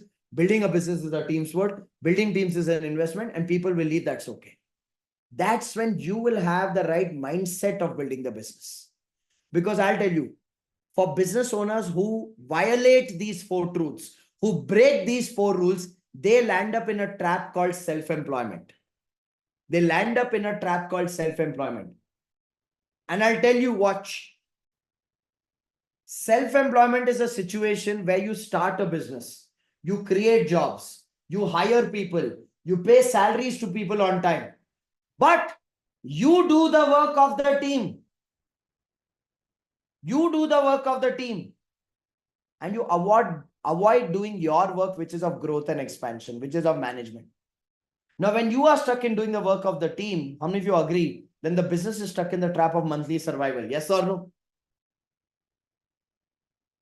Now, when you are doing the work of the team and the business is stuck in the trap of monthly survival, revenue may be happening in the business, but income of the business owner will be inconsistent, because I have seen this. People with inconsistent income patterns in their business don't pay themselves consistently. The business owner pays himself or herself when there is money left, if there is money left. If there is no money left, they don't take money back home every month. They take motivation back home every month. हम होंगे कामयाब एक दिन, मन में है विश्वास, घंटा है विश्वास. Ladies and gentlemen, stop living the lie of self-employment. I have seen business owners who are stuck in this trap, doing what the team is supposed to do, not paying themselves consistently, not seeing growth for years together, but sitting and convincing themselves through fake, superficial motivation, saying, I'm an entrepreneur, I'm sacrificing myself for my vision, where the reality is there's no vision.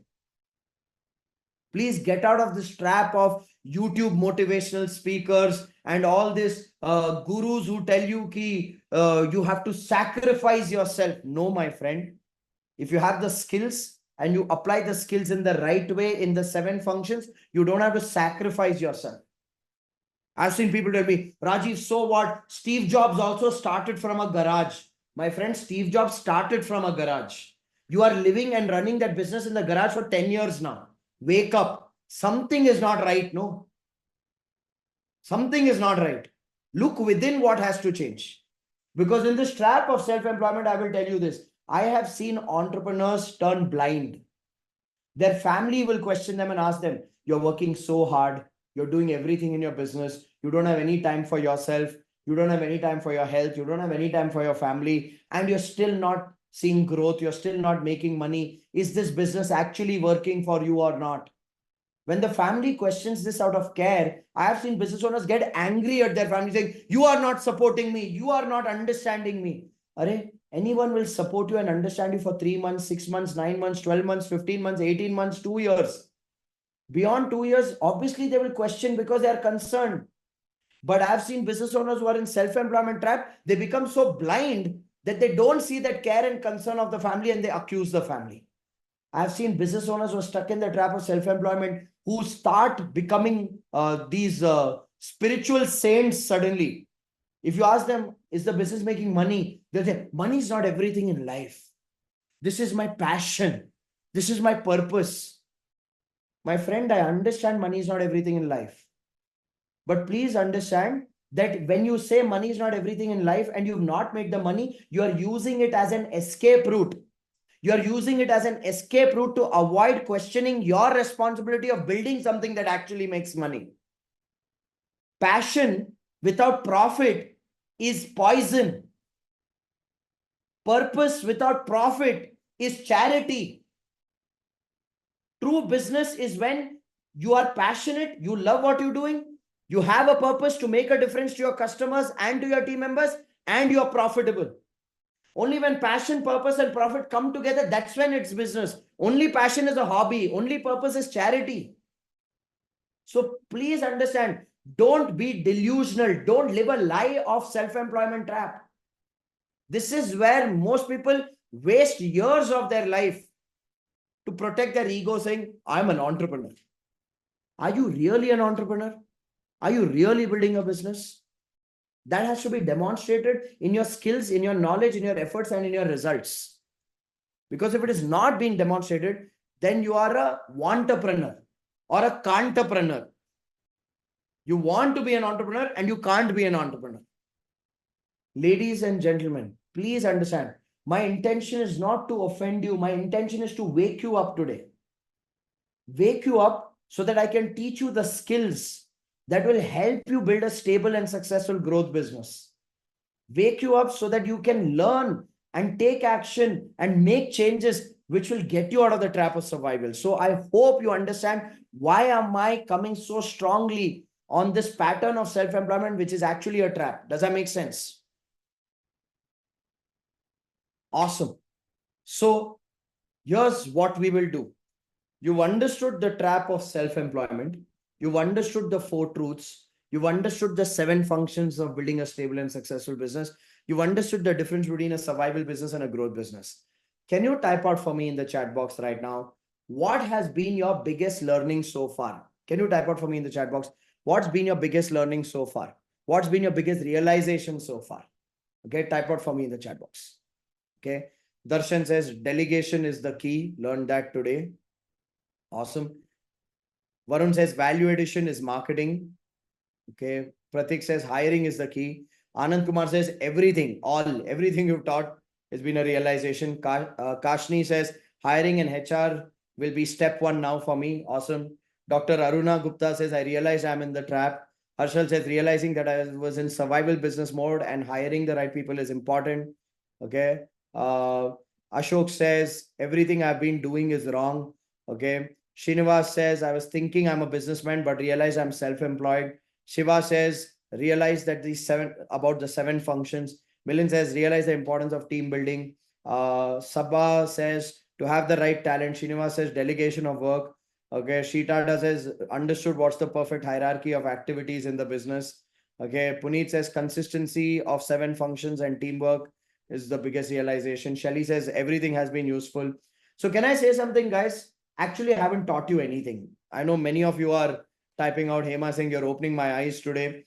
Okay. I may not read all your messages and comments, but the truth is I haven't taught you anything yet. What we've done so far is just 2 evaluations: survival business, growth business evaluation, and 7 functions evaluation. How many of you have been able to at least identify the gaps in your characteristics, whether you're a survival business or a growth business, and whether the 7 functions are consistently running or not? Have you been able to identify gaps? Yes. Okay. Now watch. I have not taught you anything. Okay. I've not taught you anything. I have just dissected the pattern of the problem. The next part is where the teaching will begin. The next part is where I'll give you solutions. So here are the solutions you can expect from me today. Listen carefully. How many of you would firstly like to understand how can you get out of the trap of self-employment and what role do you need to play? Where should you invest your time, effort, and energy in the business? How many of you would like to learn that in detail? If you'd like to learn that in detail, type out me. So that's going to be one aspect. What you can count on me today from this workshop is to teach you exactly where you need to invest your time, effort, and energy and what should be your role as a business owner. The second thing that I'm going to teach you in detail today is how do you structure your business in a manner where it's not stuck in the trap of survival, and how do you structure your business in a manner where the business can grow without you. You may be involved in the business, but it will not be dependent on you. So how many of you would like to learn the 3 key changes you need to make to build a business which can grow without you? If you'd like to learn that, type on me in the chat box. So these are 2 topics that I'm going to teach you in detail. I'm going to teach you these 2 topics in detail, but I'm going to teach you these 2 topics in detail after a 10-minute break. Okay, after a 10-minute break. Now, before we take a break, I have a couple of announcements. Okay, pay attention to the announcements, then we'll take a break. My first announcement is this. Listen carefully, everybody. My first announcement is this.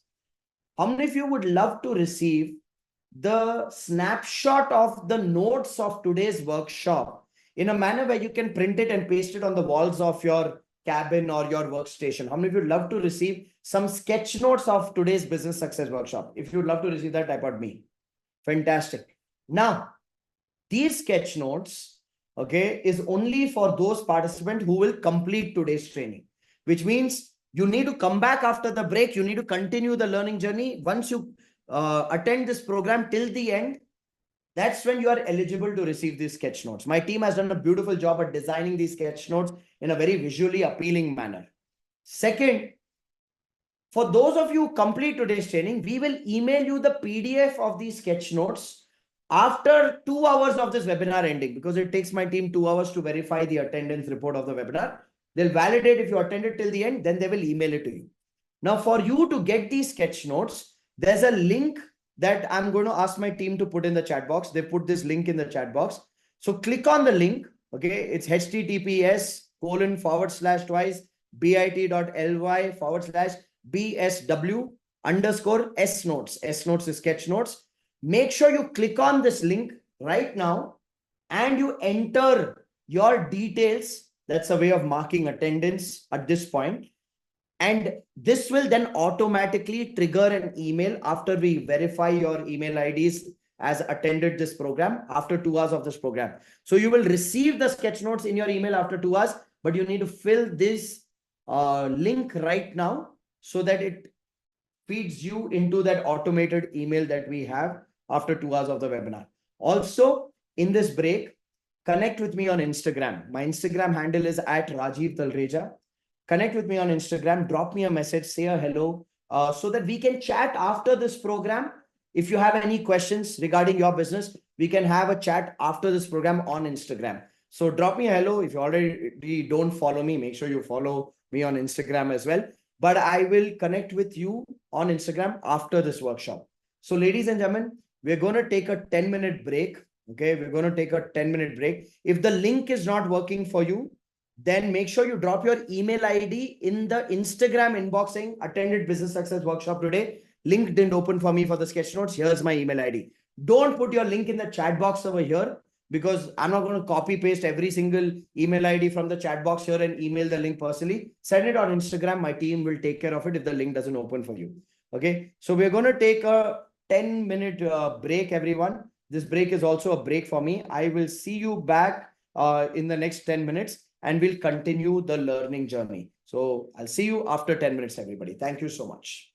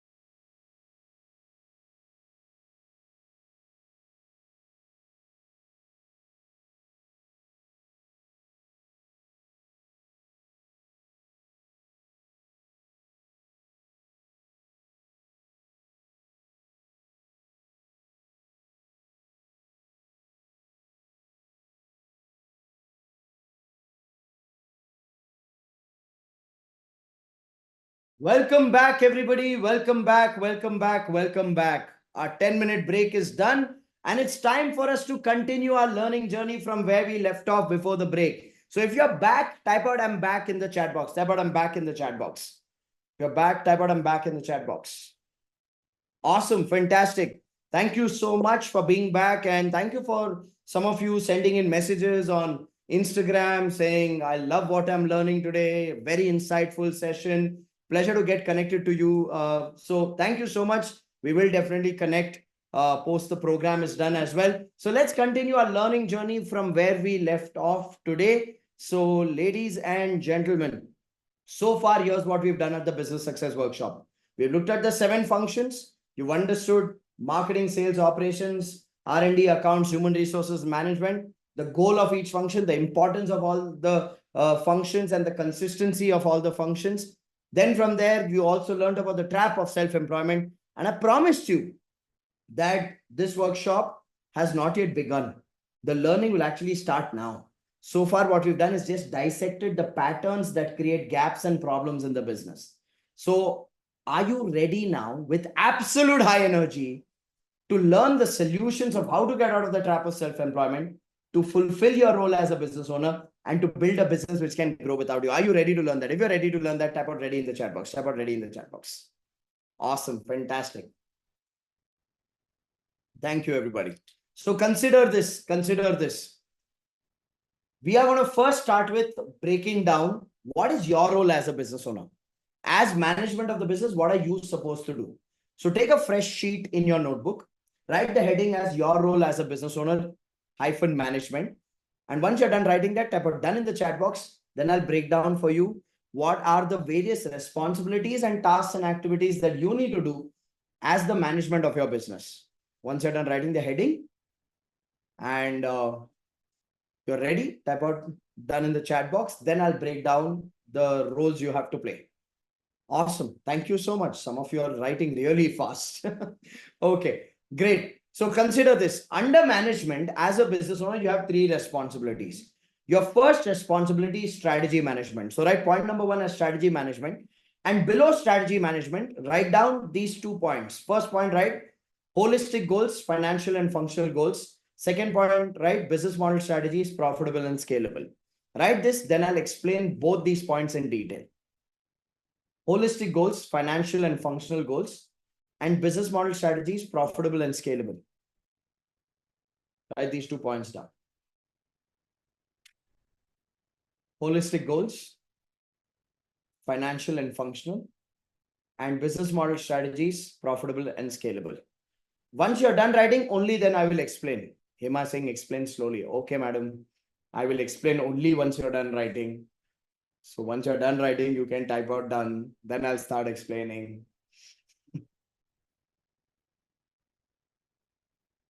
All right. Waiting for a few more people to type "done" in the chat box. There we go.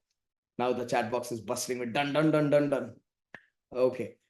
So let's look at the first part, everybody. Let's look at the first part, which is holistic goals under strategy management. Consider this. As a business owner, your first responsibility is to design holistic goals for your business. Now, what do I mean by holistic goals?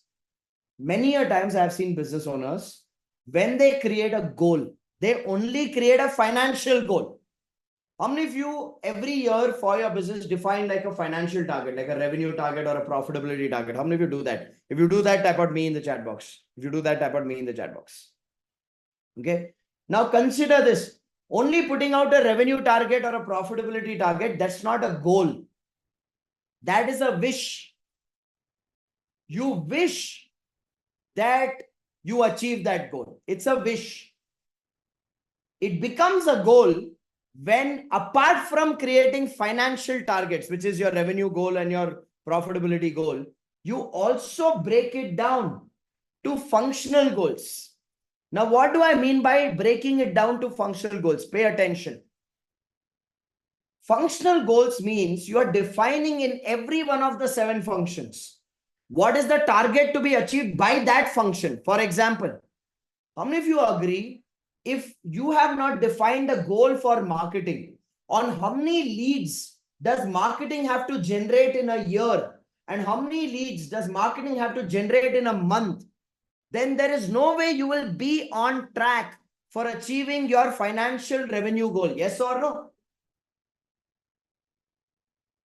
So breaking down goals at the level of each function is important. For example, how many of you agree? If you've not broken down the goal for sales and defined for your sales activity or your sales team, how many clients sales has to acquire, or how many projects sales has to close, or how many deals sales has to acquire, if you've not defined that, then how many of you agree you will not be on track for achieving your revenue goals? Yes or no? So breaking down goals in every function, breaking down how many leads to be achieved by marketing, breaking down how many deals to be closed by sales, breaking down for operations, what is the quantity of goods or services operations has to produce? What is the quality parameters that those goods or services have to be produced and delivered in? In how much time do those goods or services have to be delivered? Within what cost do you have to produce those goods or those services? If you've not broken down these operations goals, how many of you agree you will not be on track for your financial goals? Yes or no? So please understand, as a business owner, your responsibility when it comes to strategy management of the business starts with you creating financial goals and functional goals, which makes it holistic. If you don't break down goals for say human resources, who are the type of people we need to hire, by when do we need to hire such people, and how much budget do we need to hire such people? If you don't break down people development goals for human resources, saying which are the team members, what kind of skill development we need to do for those team members, how many of you understand without the right number of people and without the right capability in those people, you cannot achieve your financial goals? Yes or no? So are all of you seeing marketing goals, sales goals, operations goals, HR goals, accounts goals? All these goals contribute to the accomplishment of the financial goal. Yes or no? Which means as a business owner, you need to design holistic, scientific, interconnected goals. You need to create financial and functional goals. This is your job. If that is clear, type out clear in the chat box. Awesome. Fantastic. Now, this is the start point of your responsibility as a business owner. Because by creating financial and functional goals, you're creating a pathway of priorities, saying, okay, in this function, this is the priority. In this function, this is the priority. When we accomplish this, that's how we will move closer to the financial goal. So this is the start point. The second aspect of strategy management, like I mentioned, was to create business model strategies. Now you've written this down, creating business model strategies, and next to that, you've written profitable and scalable strategies. What do I mean by this? Consider this. It is your job under strategy management as a business owner to come up with strategies that will help you improve your profitability, to come up with strategies that will help you scale up your business. Now, how many of you agree, if you are not thinking about strategies to improve profitability and you're not thinking strategies to create scale for your business, nobody else in your business will, nobody else on your team will. This is your role. If you agree to that, I would agree in the chat box. And I'll tell you why this is important. Please understand this. With the amount of competition in the world today, with the amount of information that customers have in the world today, you cannot make the same amount of money selling the same product or same service for years. Competition is increasing, technology is disrupting businesses, customers' information and options have increased. So you can't rely on what you only have. You got to keep creating. Yes or no? You can't just rely on what you have. And when I talk about business model strategies, a lot of business owners are clueless about what does it mean. Like I'll give you an example. I had a client of mine, very successful doctor. Okay, he's a physiotherapist, runs a clinic in Bangalore in a location called Shantinagar, which is a good location. Okay, prime location. He runs a clinic by the name Spectrum Physio. His name is Dr. Dhananjay. Now, when Dr. Dhananjay came to us for consulting and learning, he said, Rajiv, I have a challenge. I charge 750 rupees per physiotherapy session. I do about 10 physiotherapy sessions in a day. I make 7,500 rupees per day from physiotherapy sessions in my clinic. In a month, multiplied by 24 days, I make about 1.8 lakhs in a month. But the expenses of running my clinic are equivalent to 1.8 lakhs. My rent is 1.2 lakhs because the clinic is in a prime location. My staff who's at the reception, the receptionist who handles appointment booking and invoice generation, I pay her 25,000 rupees. My housekeeping staff who sanitizes the patient's bed after every patient leaves, we pay 12,000 rupees to maintain the hygiene of the clinic. I have an office boy who I pay 8,000 rupees for any running around work. Okay, plus I have electricity expense, water expense, maintenance expense of equipment in my clinic. So what I'm making, I am essentially spending that much. And he said, to the world, I'm a successful doctor because for the last 27 years, I've been a physiotherapist. Because on Google, my reviews are 4.4, 4.5 out of 5. Because I'm the chairman of Bangalore Physiotherapist Network. Now, please understand, he was a chairman of the network of physiotherapists in Bangalore. Okay, now they will not make a struggling doctor the chairman of a network of doctors, right? So he's like, to the world, it comes across like Dr. Dhananjay is very successful, but the financial reality is different. He said, thankfully for me, my only income is not the clinic. Apart from the clinic, I visit a couple of hospitals as a consulting doctor and I make another lakh and a half, 2 lakhs in a month from there. And that's my personal income that I take home. But how many of you agree in a city like Bangalore, for someone like him, who's been around for 27 years, who's the chairman of the network of doctors, even 1.5 lakhs to 2 lakh rupees a month is a hand-to-mouth lifestyle in a city like Bangalore? Yes or no? It's a hand-to-mouth lifestyle. Now, when we sat down and had a conversation with him, the question we asked him was, Dr. Dhananjay, how are you going to build a profitable, scalable business model?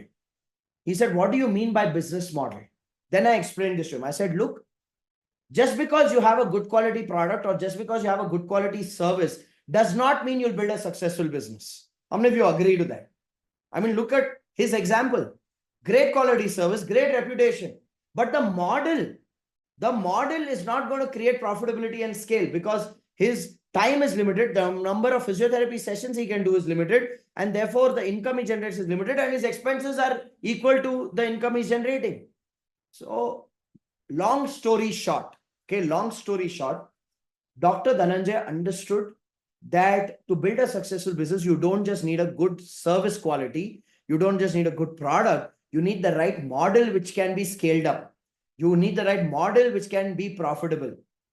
Long story short, today, right now, if you go on Google and you type Spectrum Physio Bangalore, and I'd love for some of you to do it.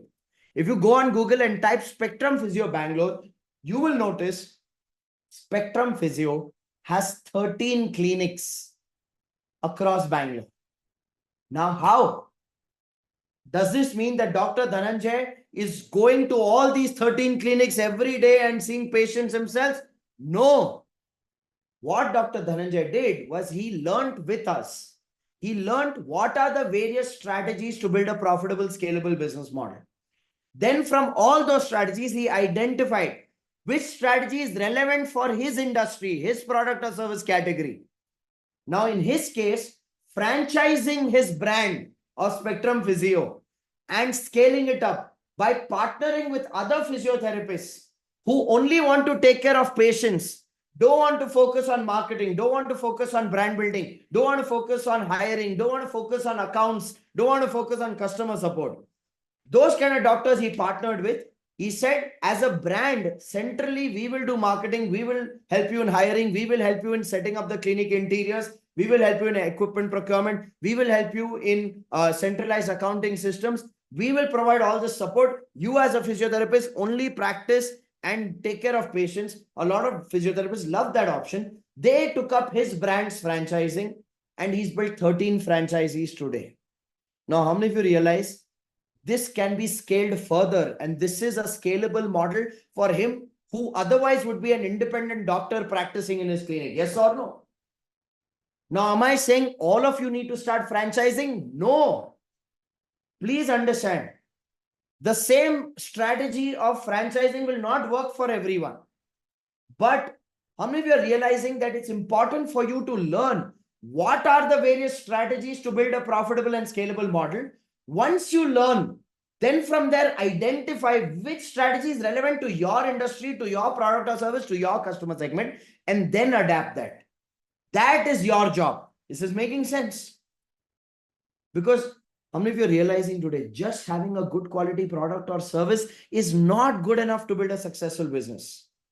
If this is an important realization for you, type out important in the chat box. Type out important in the chat box. Because I've seen business owners for years, the only thing that they are doing and the only thing that they are proud of is my product is great, my service is great. My product is great, my service is great. Great, my friend. I'm happy for you that your product or service is great. But is your model great? Because if the model is not designed for scale and profitability, you put yourself in a cage with that product or service. And you're looking at the world passing by you while you are in that cage. Right? So strategy management is the first responsibility of a business owner.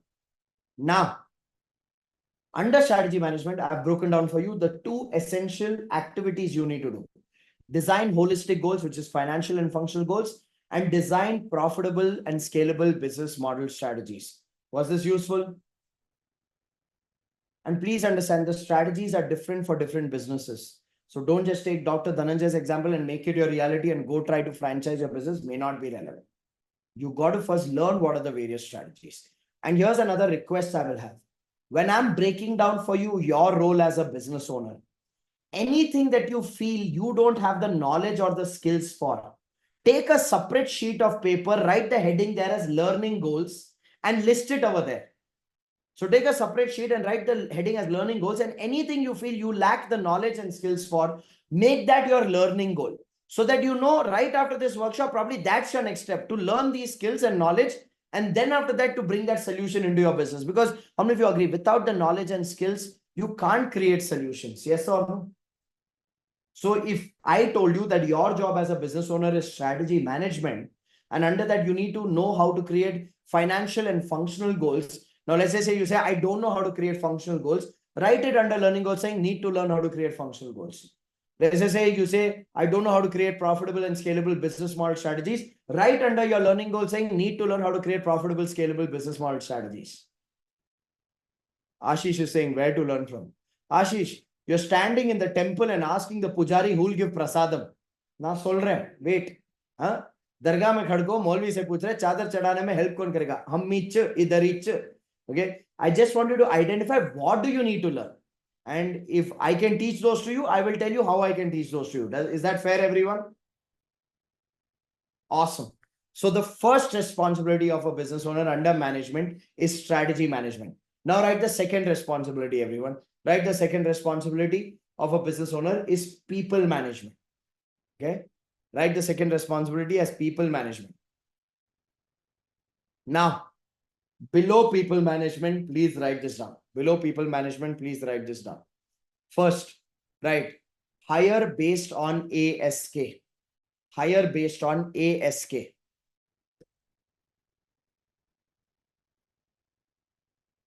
Hire based on ASK. Hire based on ASK. Now, some of you are like, what is ASK? So next to ASK, write A for attitude, S for skills, K for knowledge. Hire based on ASK, attitude, skills, and knowledge. Hire based on ASK, attitude, skills, and knowledge.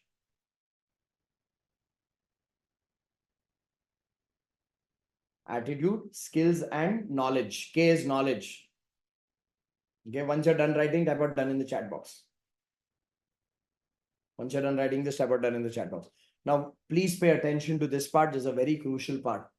When it comes to hiring people, if you do not bring in people who have the required attitude, the required skills, and the required knowledge for a particular role, how many of you agree that's a wrong hire? Yes or no? A person without the required attitude, required skills, required knowledge is a wrong hire. And when you end up hiring such people, you spend more time and energy, and you also waste your money, right? So as a business owner, one of the most critical skills you got to learn very early in your journey of building a business is to hire based on attitude, skills, and knowledge. Now, what does that mean? What that means is, Firstly, as a business owner, when you're going out to hire, you need to have a list of tasks and activities you are expecting that person to do. Based on that list of tasks and activities you are expecting that person to do, you need to list what kind of attitude, what kind of skills, what kind of knowledge is required to do those tasks and activities. Now, once you have the list of what kind of attitude, skills, and knowledge is required to do those tasks and activities, based on that, you have to create what are the questions you need to ask in an indirect manner, not in a direct manner. See, if you ask someone, are you hardworking? Are you committed? Are you open to learning? Will you stay in the company forever? Those are meaningless direct questions. You got to ask indirect questions that will give you a sneak peek into the personality of the person. And that asking indirect questions is an important skill. How many of you agree? Yes or no? That's an important skill. Now, so when you want to hire, you create role task activities list for that role. Based on the role task activities, you create the attitude, skills, and knowledge required to do those tasks and activities. Based on the attitude, skills, and knowledge, you create indirect questions to ask. You create tasks and assignments you should give in the hiring process. What are the tasks and assignments you can give to evaluate the attitude, skills, and knowledge? You need to also create what kind of test or examination to make them do to evaluate their attitude, skills, and knowledge. Now, how many of you realize when you go in prepared with indirect questions, with tasks and assignments, with test and examination, that is when you have a solid hiring process which will help you evaluate the attitude, skills, and knowledge and help you find the right candidate. Yes or no? Now, how many of you realizing hiring is a science? It requires preparation. It's a skill. It requires practice.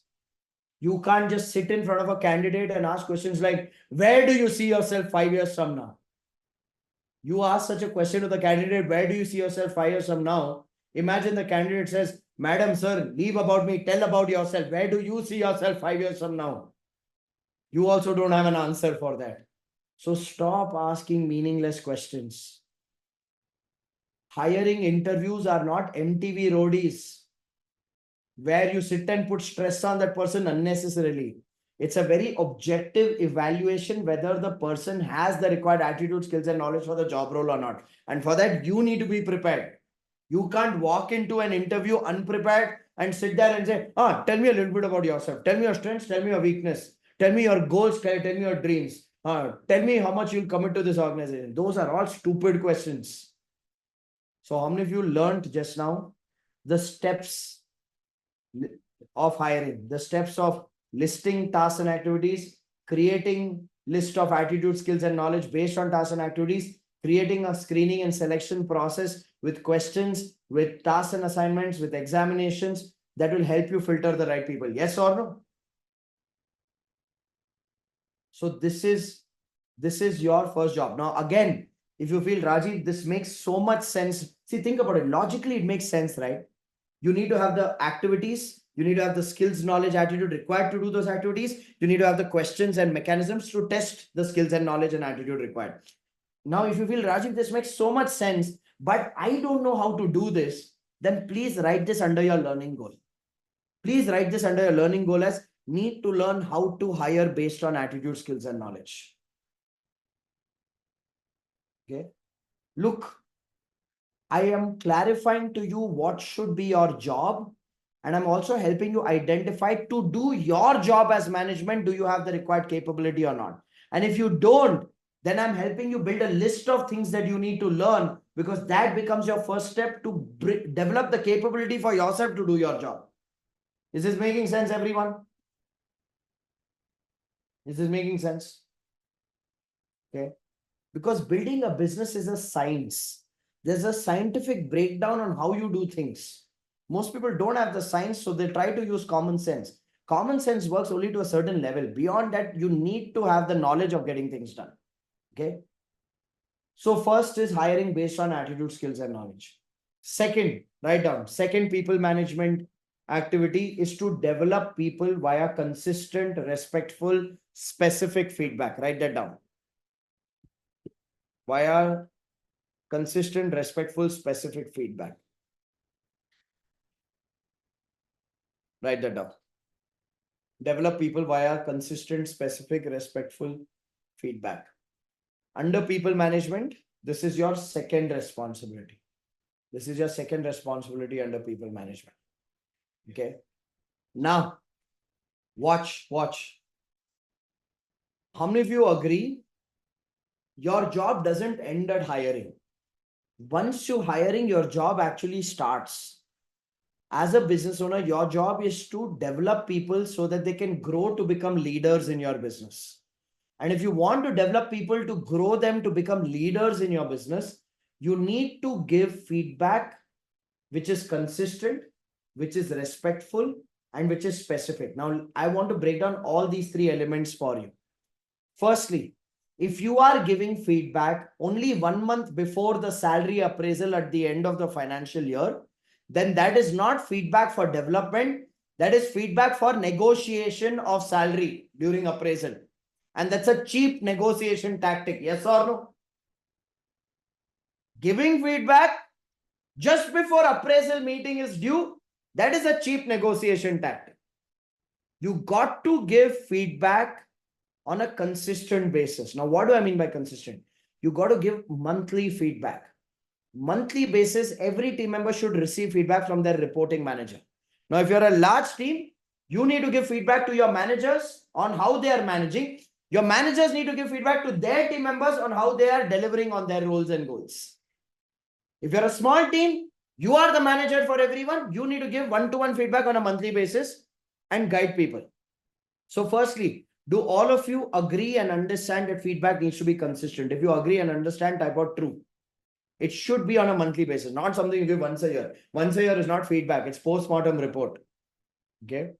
Next, you need to make sure that you are giving feedback in a respectful tone, which means what?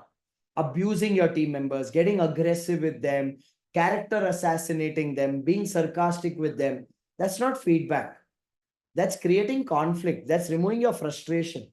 And please understand this. We are not in 1994 where you can abuse your team and get work done. We are in 2024, which means if you're not respecting your team members are like, to hell with this person, I'll go find another job. Okay. So please understand this. Feedback tone has to be respectful. Just because you pay people money doesn't mean you own their soul. Just because you pay them money doesn't mean you own their soul. So you got to give feedback in a respectful tone. Okay. You got to give them balanced feedback. What they're doing well, what they're not doing well, what they need to do differently. Because if the feedback is not balanced and you're just yelling and screaming at them, you're not giving solutions. And if you're not giving solutions, you're not developing people. Is this making sense? Okay. Which brings me to the next aspect. Feedback needs to be specific, which means what? If it is not giving the team member a specific solution or a specific guidance or not teaching them a specific skill or giving them a specific action, that's meaningless feedback. Like, for example, how many of you have ever heard feedback or given feedback like, I want you to think outside the box? The team member is like, which box? Match box or lunch box? Meaningless feedback. Or, I want you to pull your socks up. Team member is like, okay, today I'm wearing ankle length socks. Tomorrow I'll wear full length ankle. Or stuff like, I don't know what it is, but something is missing. I'm not happy. Something is missing. I'll tell you what is missing. What is missing is capability in the manager or the business owner to give a specific solution. That's when they say, give vague feedback. Feedback needs to be specific. Tell them, do this like this. Say this like this. Ask this like this. Get this done like this. You have to define it for people. Is this making sense, everyone?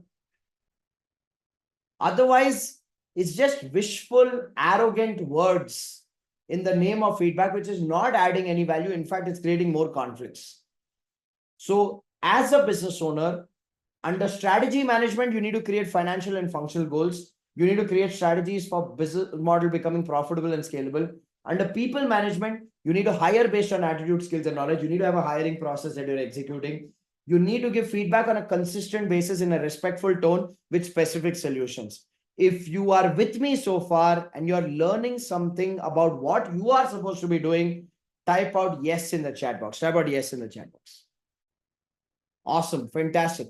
Now, under people management, write out the third activity. The third activity that you need to do as a business owner under people management is scientific salary appraisals. Which means what? Consider this as a business owner. If you are doing salary appraisals just based on your personal relationship with a team member, which means if you like the person, you give a good increment. You don't like the person, you give a less increment. How many of you agree? That is unfair. If you agree that's unfair, type out unfair in the chat box. Just based on your personal rapport and relationship, if you're doing appraisals, that's absolutely unfair. The next thing, if you are doing appraisals because a team member is blackmailing you and saying, only if you pay me this much or only if you give this much increment, then I'll continue. Otherwise, I'll go to a competitor. How many of you agree? Even that is unfair to your entire remaining team members and to your business. Yes or no? So salary appraisals need to be done in a scientific manner. Now, what do I mean by scientific salary appraisals? The salary appraisal should be data driven, should be performance driven, should be capability driven, which means what? Can I explain to all of you the steps of doing a scientific salary appraisal? Would you like to understand this? Yeah. Would you like to understand the steps of doing a scientific salary appraisal? So listen carefully. Appraisals don't happen at the end of the year. The cycle of appraisal starts at the start of a financial year, which means at the start of the year, it is your responsibility as the management of the business to ensure that every individual in every department has clear result goals based on their role. You need to have individual goals for every individual. Yes or no? Now, when you set those goals at the start of the year and you tell the team member, ki boss, I'm going to do your appraisal at the end of the year based on these goals, based on these results, based on these skill and knowledge parameters where I want you to see you show growth, based on these attitude parameters where I want you to demonstrate growth. Setting clear goals for results, for skill knowledge growth, for attitude growth, that is our job. Agree, everybody? Because without setting these goals at the start of the year, on what basis will I do an evaluation at the end of the year? That's meaningless then. So my job as a business owner is to set goals at the start of the year. And then through the year to give feedback and review. What's working, what's not working, what needs to change. Every month I need to give feedback and review. What's working, what's not working, what needs to change. So that me and the team member are on the same page. Yes or no? And then at the end of the year, based on my business performance, based on my financial situation, based on the future potential of the business, I need to ascertain what is the budget I will keep for the appraisals of my team. Will I keep an aggressive budget? Will I keep a conservative budget? Or will I keep a moderate budget? And then based on that budget for each role, I need to calculate the percentage of results achieved, the percentage of skills and knowledge demonstrated growth in, the percentage of attitude attributes that I defined at the start of the year where there is growth established. Now, this is a salary appraisal system which is scientific, which is performance driven, which is mentoring driven, which is transparent. Yes or no? But if I don't follow this process, at the end of the year, then I'll think, oh, now we have to do increment, no? We have to do appraisal, no? And then the brain goes into thinking, how can I make sure that we give the least amount of increment? What story or situation or manipulation can I do to badger the confidence of my team member and say, you deserve only this much? Then you are not the right kind of company to work for. Then I wish and pray that your team members should leave because you're an unfair person. Ladies and gentlemen, how many of you realize being a leader is a responsibility? It's not authority that they should work for me. It's responsibility that I should create the right environment for people to work. Yes or no? And to create that right environment, setting up these kind of systems is my job as a business owner. How many of you are realizing that? Now, how many of you believe that while you've understood the process, that you need to set goals for results, for skill knowledge, for attitude at the start of the year, you need to review performance, give feedback, guide and mentor throughout the year. You need to create a budget. You need to calculate the percentage of goal achieved and do an appraisal.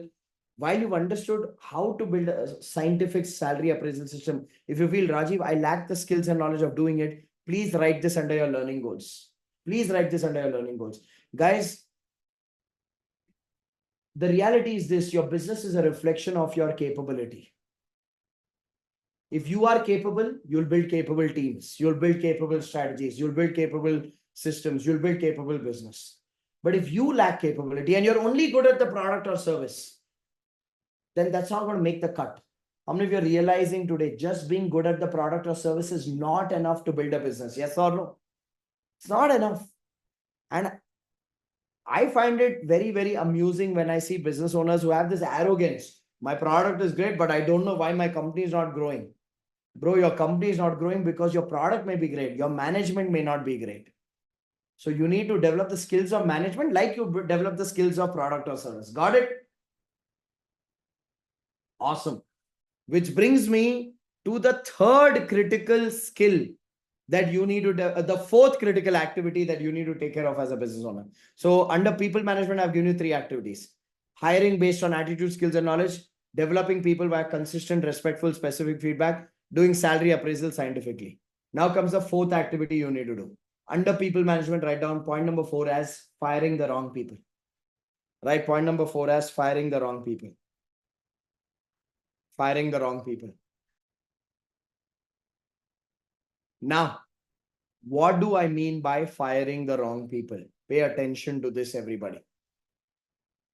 As important it is to hire the right people, it's equally, if not more important, to fire the wrong people. And when I say firing the wrong people is important, I'm not asking you to fire if somebody is not achieving goals, if somebody is not achieving targets. I'm not asking you to fire them. Look, don't be exploitative, don't be dictatorial, don't be that aggressive. Okay? If someone's not able to achieve their goals or targets, mentor them, guide them, train them, coach them, help them improve their capability so that their performance grows. Don't fire them. But I'll tell you who deserve to be fired. If somebody is cheating, if somebody is stealing, if somebody is accused of any kind of misbehavior or sexual harassment at the workplace, how many of you agree you need to fire such people with a zero tolerance policy? Yes or no? So anybody cheating, stealing, engaging in any inappropriate conduct, engaging in sexual harassment, zero tolerance policy.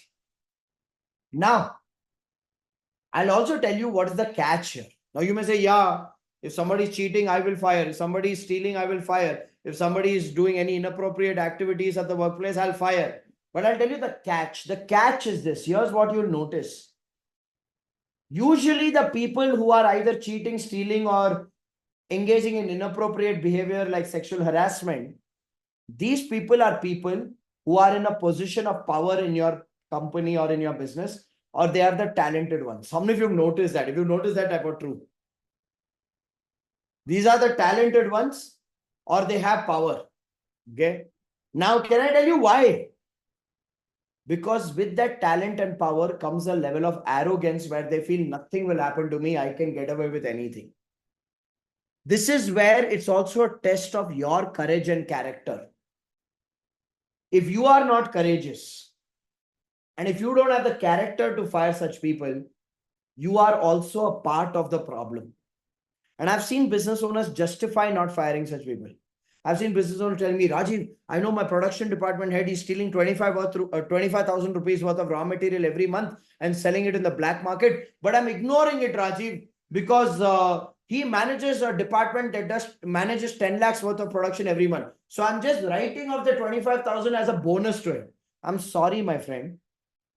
If you're firing that If you're not firing that person and you're thinking, oh, I'm just being smart, you're not being smart. You are gutless and characterless both. You want to give him 25,000 incentive for managing 10 lakh worth of production, give that. But don't tolerate firing. Because if you tolerate firing, don't tolerate stealing. Because if you tolerate stealing, you're sending the message to that person, nothing will happen. First, he'll steal 25,000 raw material by himself. Then slowly courage will increase. He'll steal 50,000 worth of raw material. Now slowly courage will increase. He'll try to steal 1 lakh worth of raw material and he can't do that by himself. So he'll involve 2-3 other team members and tell them, don't worry, nothing will happen here. Please understand this. Every decision you make determines the culture of your organization. If you tolerate stealing, you tolerate cheating, you tolerate sexual harassment, that becomes an acceptable culture in your organization. And it is very soon you will realize that you are no longer in control of your business. Your plane has been hijacked by a terrorist. The terrorist is deciding where to fly. And you are just a passenger. You are not the captain. When you take strict action against people who have an integrity issue, you send a message to the rest of your team that this will not be tolerated here. Now, will that create a disturbance in your actions and results for some time? Yes. But that disturbance for some time in your actions and results, because you fired a person in position or person in power or person with great capability, that disturbance is your investment. That's your investment in building the right culture at the workplace. This is making sense. So please build for long term. Don't build for next 2-3 months.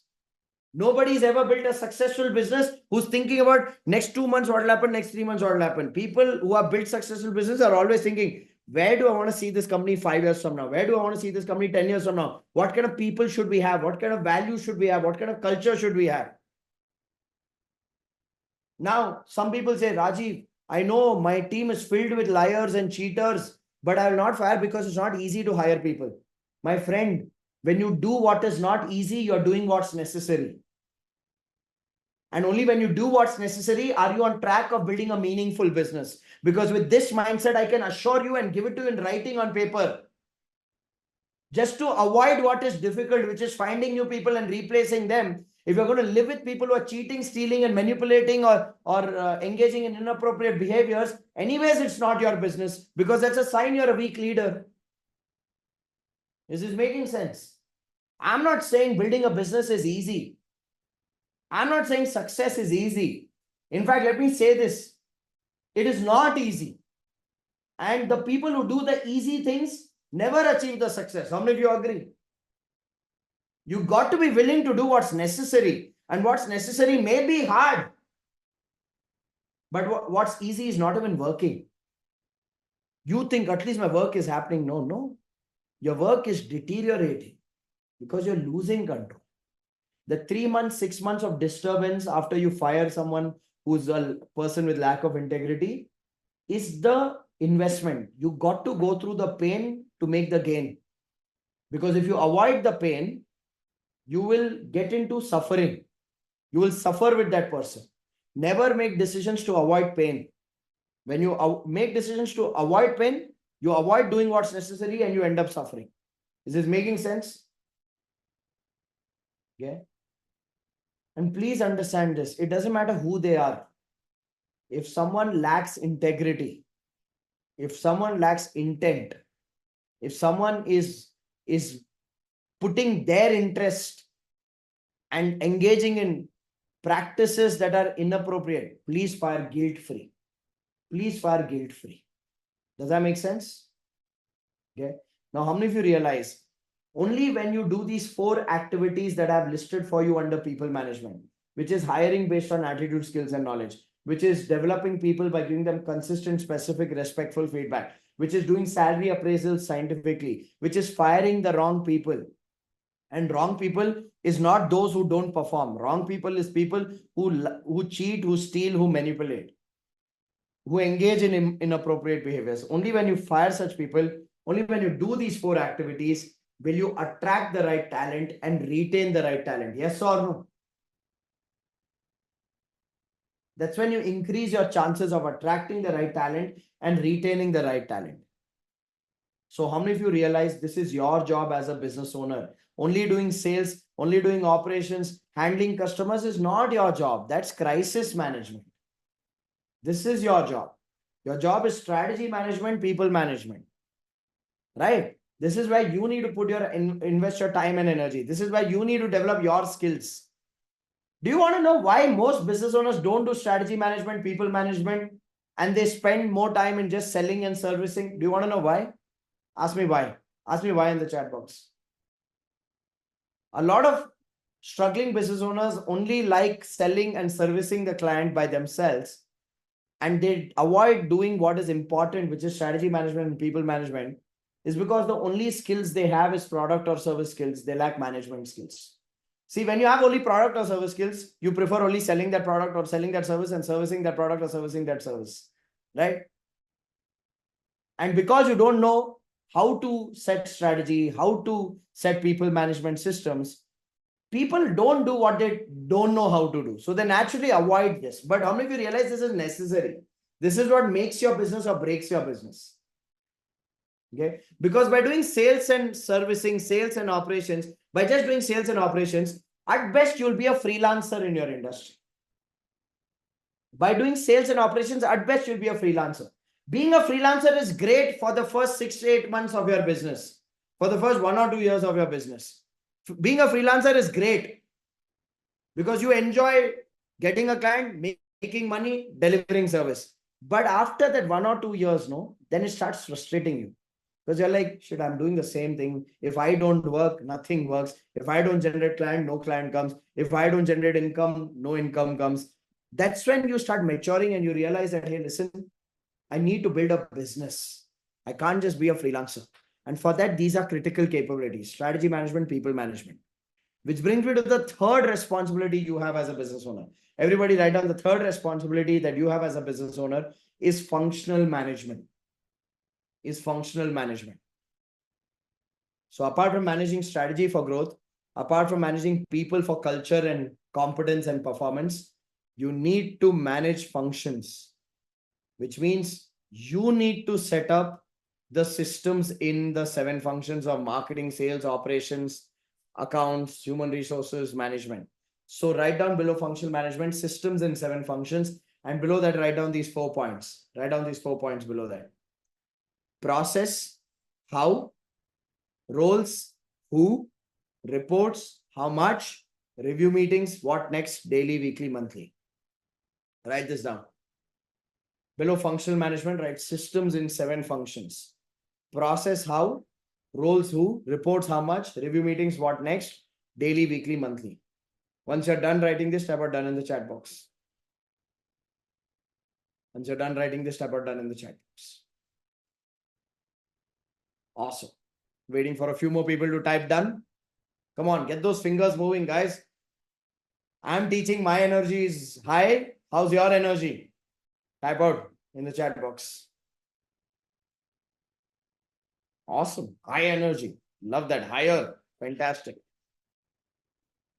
Thank you. Now, watch this. Watch this, everybody. Watch this. I've broken down for you the activities you need to do for strategy management. I've broken down for you the activities you need to do as a business owner for people management. Now let's understand what do you need to do as an activity for functional management. See, setting up the department is your job. Once you set it up, you can delegate it to people to run it. Yes or no? But the setup is your job. Now, what do we mean by setting up a department? What we mean by setting up a department is to set up the systems of that department. Now, be it marketing, be it sales, be it operations, be it accounts, be it human resources, be it technology, be it purchase, be it production, be it quality check, be it packaging, be it customer support. Setting it up is your job. Okay. Now, to set up a department, these are the elements. These are the elements of a system. See, till today, everybody is telling you, build system, build system, build system. But nobody is telling you how to build system. So here, I am breaking down for you what are the elements of how to build a system. First, make sure that you define the process. What is the definition of process? The definition of process is where you are listing how will the activities take place to produce the end result? Which means if I'm looking at setting up marketing as a department, I need to first define the marketing process. How will we generate leads? What are the things we will do to generate leads? Will we do social media content? Will we do email marketing? Will we participate in a business referral networking organization? Will we attend an exhibition or an expo? Will we create channel partners like distributors, dealers, wholesalers, retailers, or franchisees? I need to define the how, no? So defining how you will get the result is the process. So you need to define first, how will you get the result for that department? Then comes who. To execute that process, to execute the steps listed in that process, who do you need? Who do you need? Those are the roles. So, I need these roles in marketing. I need someone for search engine optimization. I need someone for email marketing. I need someone for social media content creation, for video editing, for graphic designing. Okay. Or I need someone who can go out there in the field and meet distributors and dealers of existing brands. Or I need someone who can identify the exhibitions and expos at the membership organizations and be a part of those organizations. So who? So how is the process? Who is the roles? Then to map the efficiency of the roles and the processes, I need to have reporting templates. I need to have the reporting templates where I'm capturing data of how much effort have we put and how much result have we got. So in the reports, I need to have columns to capture effort and columns to capture result. So if I'm doing social media, I need to have a social media report template. And in that report template, I need to capture which day, what type of content. Was it video content, infographic content, or text content? What topics? Was it a need topic? Was it a fear topic? Was it a problem topic? Was it a desire topic? Then by when did we create the content, edit the content, publish the content? All of this is tracking effort. Then I have to track result. How many views, how many likes, how many comments, how many inbound inquiries or messages. So for every activity in the business, we need to use common sense and define effort categories and result categories of data, and capturing the effort and the result is your reporting structure to evaluate how much efficiency is there in your system. Yes or no? Guys, I'm simplifying this to the level of an LKG student. These are the elements of a system. First is the how, then is the who, then is the how much. And then I have to review those reports. I have to review those team members, whether they are freelancers or whether they are in-house full-time team members. I need to do reviews, daily 15-minute review, weekly 2-hour review, monthly, probably half a day brainstorming. And in those reviews, please understand, the purpose of the review is not to blame people. The purpose of the review is not to ask what happened, how much did you get done, how much did you not get done, why you didn't get this done, and then abusing them. And that's the mistake most people make. In a review, they ask what was the goal, what is done, what is not done, why it's not done. After team members say why it's not done, they yell at the person. So the person becomes more defensive. The purpose of review is not to assassinate people's character. The purpose of the review is to bring the team together, evaluate the effort, evaluate the results from the report, and then brainstorm solutions on saying, how can we increase effort? How can we increase result? Purpose of the review is to come together and create solutions, not come together to assassinate character. If you got that, I got it. So it's about asking what next, not asking why you didn't do and yelling at them. Now, how many of you agree that these elements of process, roles, reports, and review meetings need to be put together in marketing, in sales, in operations, in accounts, in human resources, in management? Only then you have the overall control of your business while you are not doing everything. You are involved, but you are not dependent. How many of you realize that this is the job you need to do as a business owner? If you're getting clarity of your own job today, Type out clarity in the chat box. Okay. Vishwas is saying, mind is exploding. Anant is saying, finally understood my job. Okay. Vinod is asking, where were you all these years? I was here only. Where were you? Okay. Awesome. Okay. Awesome. Sanjay saying, clearing it in a step-by-step manner. Fantastic. Harshal saying, clarity like a mirror. Sandhu saying, crystal clear for me now. Okay. Milind is saying, clearly seeing gaps. How many of you feel that, okay, now you've understood your job and now you also understood to do your job, whether you have the skills or you don't. Okay. Dr. Aruna says, best decision I made to join this webinar. Glad, Dr. Aruna. I'm glad you're finding value. Okay. I'm not yet done with you. Okay. I'm not yet done with you, by the way. Okay. So guys, I've broken down for you your role as a business owner. I've broken down for you under management. What are the 3 responsibilities, which is strategy management, people management, functional management. And I've broken down for you what are the tasks and activities that you need to do under each one of those areas. Yes. Awesome. Fantastic. Can we continue the learning and now go into a very, very crucial part where I break down for you what are the 3 key changes you need to make right after this program so that you can build a business in a manner where it grows without you, so that you are not involved in day-to-day firefighting and things are not overtly dependent on you. Yes. So write down this heading in a fresh page in your notebook. 3 key changes to build a business which can grow without you. Write down this heading in a fresh page in your notebook. Once you're done writing the heading, type out done in the chat box. Awesome. Fantastic. So ladies and gentlemen, we've spent 2 hours, 40 minutes so far together. I hope you found these 2 hours, 40 minutes worthy of your time investment. Yes. Awesome. We have 1 hour, 20 minutes more to go together, and there's a lot more coming your way.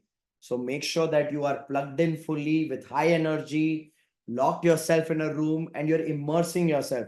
Because in the next 1 hour, 20 minutes, you're not just going to be learning about the changes you need to make. You're not just going to be getting a pathway of how you need to work in your business, but you're also going to be making some important decisions so that you are able to develop your skills and knowledge in alignment with the goals and aspirations you have, right? So can I expect absolute energy and engagement for the next 1 hour, 20 minutes? Yes. Fantastic. And in this 1 hour, 20 minutes, we'll also do a question answer session where I will be happy to answer your questions. I know till now I've been avoiding all the questions some of you put in the chat box, but I'm avoiding those questions not because I hate you, but because I made a commitment saying at the start of the program, we'll first finish the curriculum so that we are not deviated or distracted by individual questions. You can have your questions and put it in your notebook. After the curriculum is done, we'll do a question answer session. So we'll do the question answer session as well in this 1 hour, 20 minutes. Awesome. Okay. So ladies and gentlemen, let's dive into probably the most crucial topic of today's workshop. What are the 3 key changes that you need to make to build a business which can grow without you? Let's start. I'm going to lay these out in steps and I'm going to connect it to how will these 3 key changes actually help you build a business which can grow without you. So pay attention, make notes, and be patient. Let's get started. First key change, write down. First key change, write enhanced clarity. And below enhanced clarity, write clarity of business financial goals and clarity of functional goals for all 7 functions. Write that down. Once you're done writing, type out done. Then I'll elaborate this. Enhanced clarity, financial goals, functional goals for all 7 functions. Enhanced clarity, financial goals, and functional goals for all 7 functions. Once you're done writing, type out done in the chat box. Waiting for a few more people to type done. Amazing. Thank you so much. So consider this, ladies and gentlemen, consider this. The first step for you to move towards structuring your business in a manner where it is not dependent on you and it can grow without you is firstly to define and define clearly what are your financial goals, what are your revenue goals, what are your profitability goals, and to achieve those financial and functional goals, what should be your functional goals? What should be your goal in marketing? How many leads do you need to generate? How many deals do you need to crack in a year as a business? What kind of quantity, quality, time, and cost metrics you need to meet in operations? What kind of people do you need to hire? What kind of development initiatives you need to have? What kind of accuracy standards? What kind of reporting systems you need to have in accounts? Because how many of you agree by creating clear financial goals and creating clear functional goals, you will have a pathway of priorities that you need to accomplish? Yes or no? It will give you direction that this is the direction I need to work in. True or not? So that's the first start point. Now, when you get the direction of what you need to accomplish at a functional level and what you need to accomplish at a financial level, then comes the second key change, which is to enhance capability. Then comes the second key change. So first, I need to know where I want to go. I need to know where I want to go in marketing, in sales, in operations by defining clear functional goals. I need to know where I want to go in financial, where I define clear revenue goals and profitability goals. Once I enhance clarity, then I need to enhance capability. Now, there are three capabilities you need to enhance for yourself as a business owner. I'm not talking about the capabilities of your team. I'm talking about your capabilities as a business owner. So write down first capability. You need to learn how to create a profitable, scalable business model. Write down first capability. Learn how to create a profitable, scalable business model. Second capability. You need to learn how to design functional systems. Second capability. You need to learn how to design functional systems. And third capability, you need to learn how to hire, how to develop people, how to appraise salaries scientifically, and how to fire the wrong people. So hire, develop, appraise, fire. Hire, develop, appraise, fire. Now, once you're done writing these three capabilities, type out done. And I'll tell you why these three capabilities are critical, and I'll tell you how these three capabilities will help you build a business which can grow without you. Once you're done writing these three capabilities, type out done in the chat box. Awesome. Thank you so much for those of you typing out done. Now consider this. How many of you agree that when you learn how to create a profitable, scalable business model, that's when you have the right growth strategy in place for your business? That's when you'll be able to define the right growth strategy. Yes or no? Because if you don't know how to create a profitable, scalable business model, you don't know how to create a strategy for growth. Yes or no?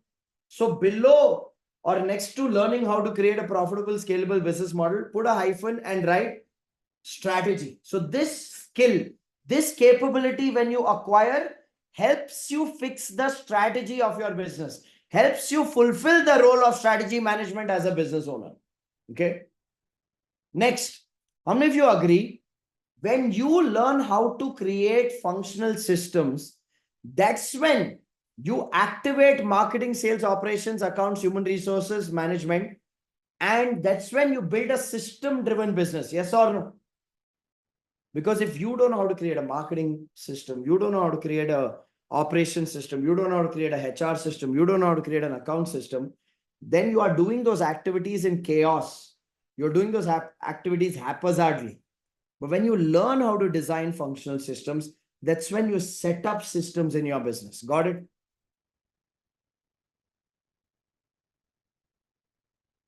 Next, how many of you agree?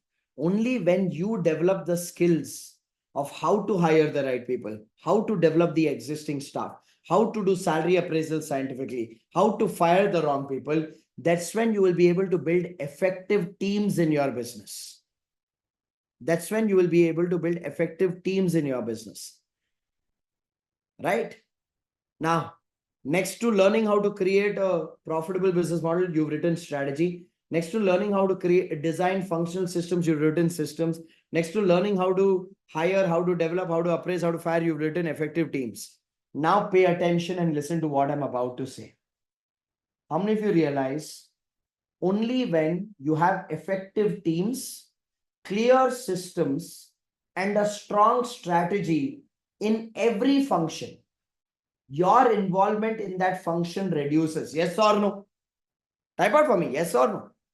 When you have an effective team, when you have clear systems and a strong strategy in a particular department, in a particular function, that's when it is no longer dependent on you. True or not? So, ladies and gentlemen, for you to build a business which can grow without you, because some of you, when I say that, you're like, is it really possible? The answer is yes. For you to build a business which can grow without you, your focus needs to be on enhancing these three capabilities so that you can build team, you can build system, you can build strategy. And only when you have a team, system, and strategy in a particular function, your involvement is not there. That's how you build a business which can grow without you. If you got that, I put got it in the chat box. Okay, Mona's asking, but how's that possible? Let me answer that. Here's a question for everyone here.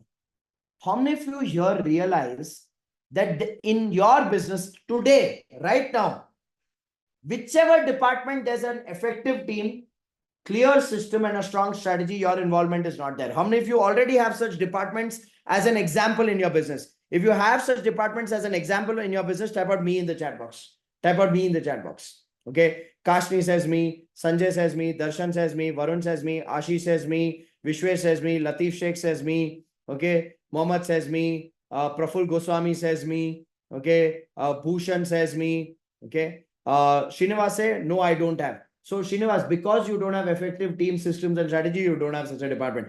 I am right now talking to people who already have an effective team, a clear system, and a strong strategy in a particular department. And because it's in that department, it's not dependent on them. Okay. Prashik says me, Nalina says me, Deepankar says me, Abdul says me, Srinivas says me. So what does this mean? This is evidence. This is evidence that once you have team system strategy, your involvement is not required. So I'm saying use the same evidence and build team system strategy in every department. I'm not saying any rocket science.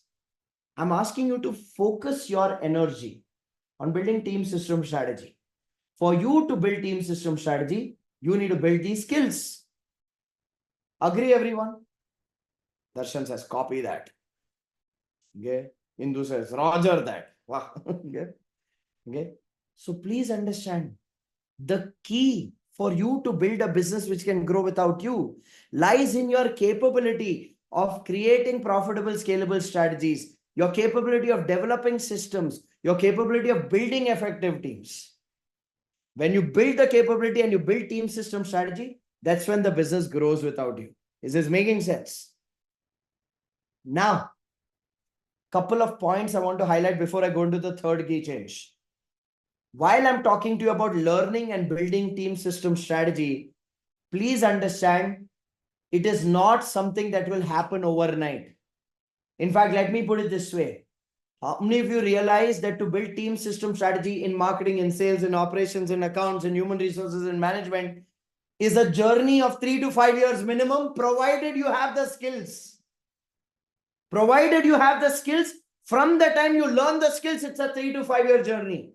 If you don't have the skills, even if you try for 40 years, you'll be stuck in firefighting of self-employment. Yes or no? So there is no get rich quick method. I am highlighting for you. Commit to a journey of 3 to 5 years.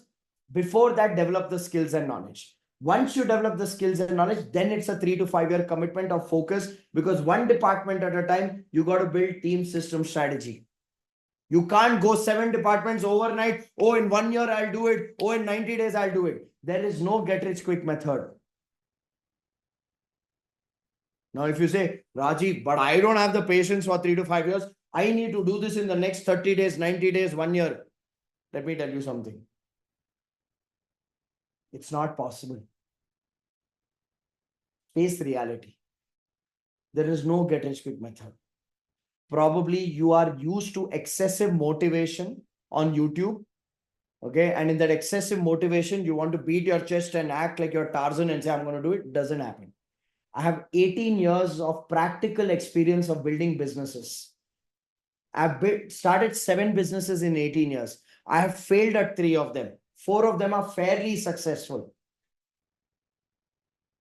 And I can tell you this practically, that building a business is a journey. I'm not saying you will take 18 years. I'm saying by learning, you can do it in a focused manner in 3 to 5 years.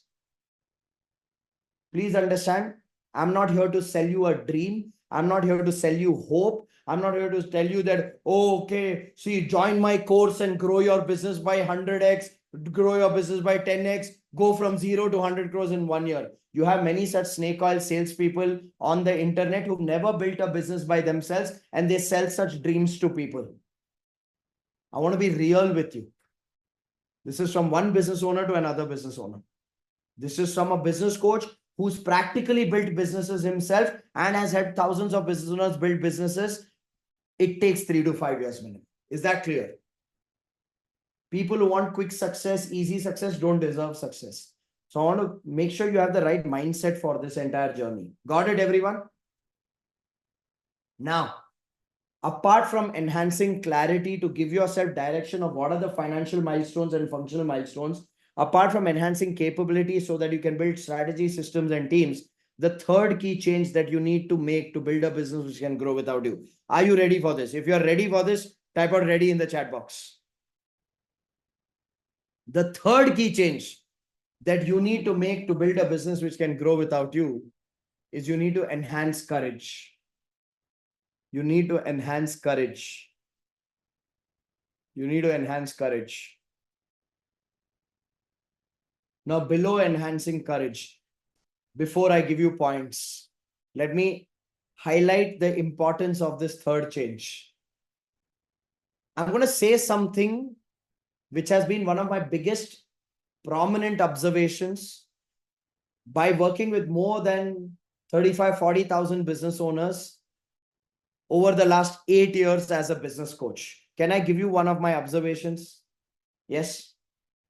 Some of you may not like this, but this is the truth. In the last 8 years of me coaching businesses and handholding them to grow their business, here's one of the things that I have realized. Talented people rarely build a successful business. It's a very unfair statement, very unfortunate statement, but it's the reality. Talented people rarely build successful businesses. And I'll explain why.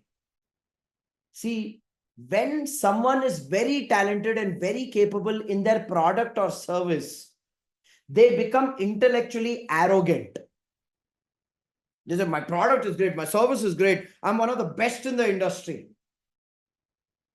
And because they become intellectually arrogant, their ego is so high that they're not willing to make mistakes. And because they want to protect that ego and are not willing to make mistakes, they become perfectionists. And because they become perfectionists, where they want everything to be right, they don't make bold decisions which have the risk of failure. And they become control freaks. They want to do everything by themselves. Now, how many of you realize perfectionism is a disease that kills action and kills progress? It's a disease that kills action and progress.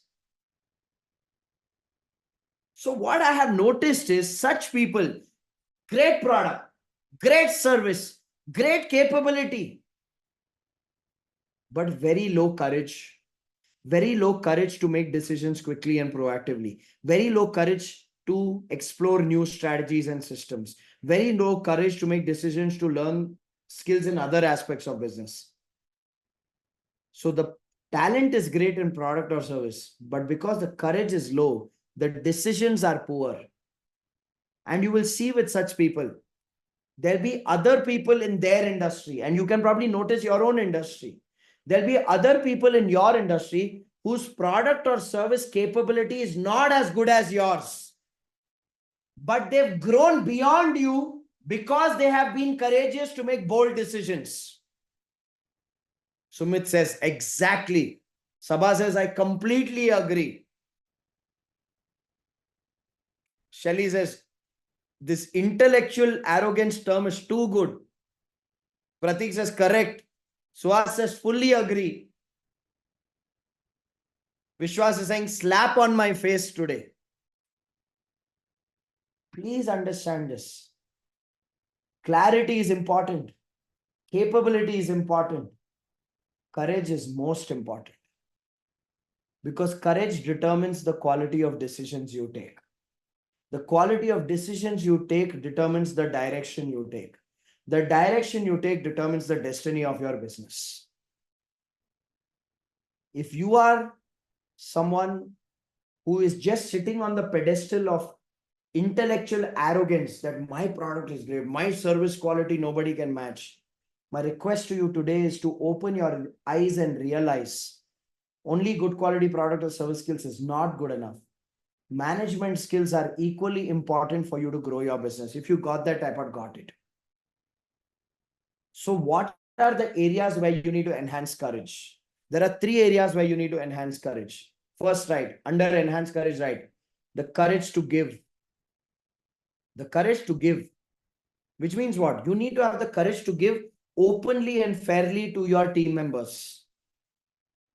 I'm saying openly and fairly, not freely. You need to have the courage to give and reward those team members openly and fairly who deserve to be rewarded. If your psychology is what's the least amount of money I can pay and maximum amount of work I can extract, that's not called smart thinking, it's called cheap thinking. Because if you are thinking what's the least you can pay and maximum you can extract as work, your team members will naturally think what's the least I can do and maximum I can demand as salary. So you are in an internal conflict there. As an organization, you are in a conflict. You want everyone to be on the same team, but you are conflicting saying, I want to extract more, give less. They are saying, I want to extract more, give less. Giving requires courage. Giving requires an open heart. How many of you agree? So you need to enhance courage to give fairly and freely. Second, you need to enhance courage to make decisions quickly and proactively. Please write this down. You need to enhance courage to make decisions quickly and proactively. Which means what? If you know something is going to help you achieve your goals, do it. Don't say, what if it fails? What if it doesn't work? What if this happens? What if it goes down? My friend, if your life is filled with what if it doesn't work in every decision, it's already not working then. Yes or no? You're already failing because you're not even willing to explore and experiment or take any risk. You want to be in your cocoon and you want the world to reward you. It doesn't work that way, right? Life doesn't work that way.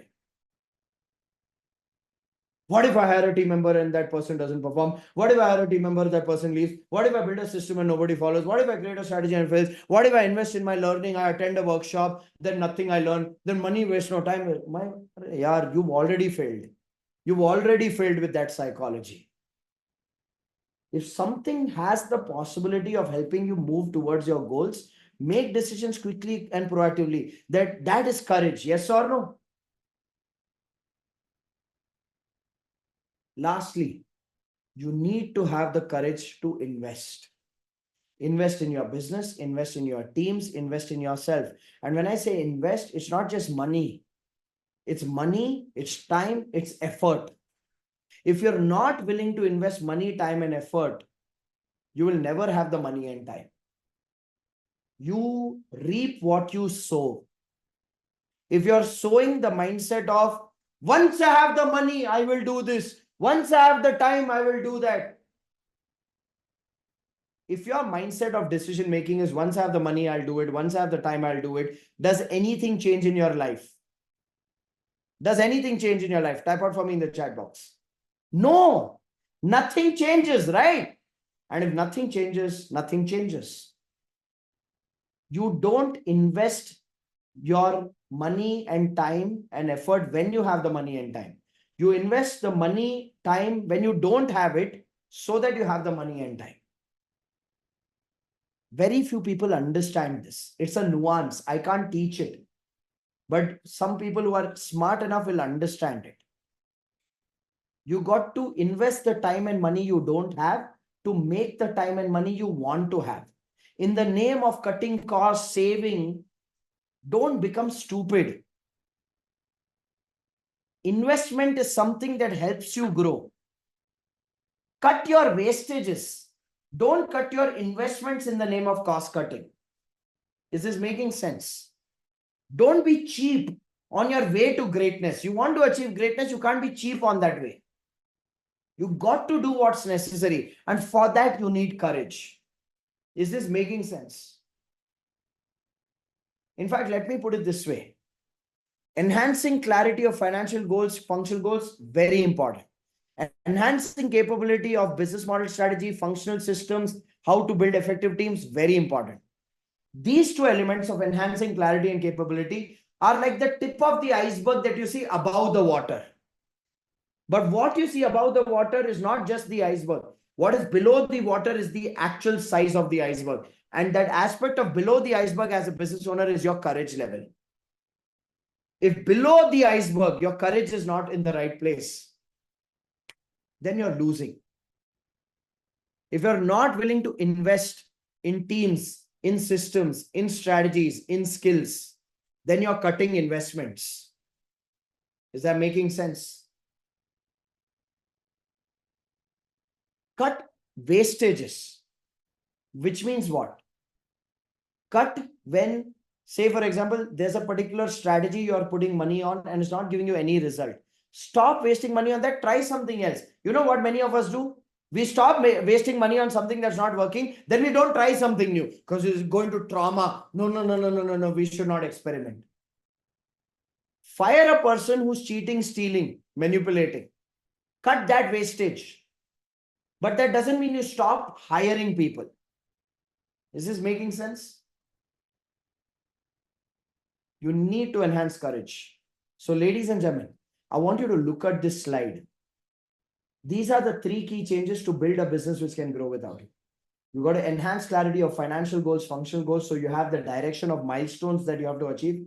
You have to enhance capability of building business model strategies, building functional systems. You need to enhance your capability of how to hire, how to develop, how to appraise, how to fire. Only when you enhance these 3 capabilities will you be able to build team system strategy. And only when you build team system strategy can your business grow without you. And through this process of learning these capabilities and building team system strategy, every day you need to enhance your courage of making decisions to give openly and fairly to your team. Every day you need to enhance courage to make decisions which will move you towards your goals quickly and proactively. And every day you have to make decisions to invest time, effort, money, and energy in the areas that will help you move towards your goals. This is your journey of building a business which can grow without you. Look at this slide and tell me now how many of you have a pathway laid out in front of you on what you need to focus on to build a business which can grow without you. If you have a pathway, type out pathway in the chat box. Type out pathway in the chat box. Awesome. Fantastic. And how many of you realize that it all starts with the right mindset? It all starts with the right decision. Because if your mindset is, when I make the money, I will build team, I will build system, I will build strategy in my business functions, then this is a mindset of failing. This is a mindset of failing. The truth is, when you have the mindset saying, when I build the skills, I will be able to build the team systems and strategies in my business functions, which will then make me the money. That is the right mindset. That is the right mindset. Aruna says, this is the most important message, courage. Please understand, it starts with your decisions. It's not when you have the money, you'll build team system strategy. It's when you have the skills, you'll build team system strategy in your business functions, which will then make you the money. You got to first sow the seed, then reap the fruit. You can't live life from the mindset of, first give me the fruit, I'll eat the fruit, from that I'll remove seed, then I'll sow the seed, then more fruits will come. Doesn't work that way. It's all about decisions. So ladies and gentlemen, as you look at this slide, of the 3 key changes that you need to make to build a business which can grow without you. Let me ask you this. If you look at everything that you've made notes of today, everything that you've learned from today's workshop so far, right from the difference between survival business and growth business, right from understanding the 7 functions of the business and the goal of each function of the business, right from understanding the 4 truths that you cannot deny, right from understanding the trap of self-employment, right from understanding your role as a business owner, as management, and understanding what you need to do for strategy management, for people management, functional management, and to these 3 key changes of enhancing clarity, capability, and courage. If you have to describe your experience of learning in today's business success workshop so far, we are not yet done. If you have to describe your experience in one word, what would be that one word that you would type in the chat box to describe your experience so far at the business success workshop? Kashni says eye-opener. Kuntal says eye-opening. Abhijit says superb. Madhusudan says fantastic, fantastic undoubtedly. Stuti says awesome. Srinivas says tremendous. Manav says enlightening. Arun Kumar says enlightening.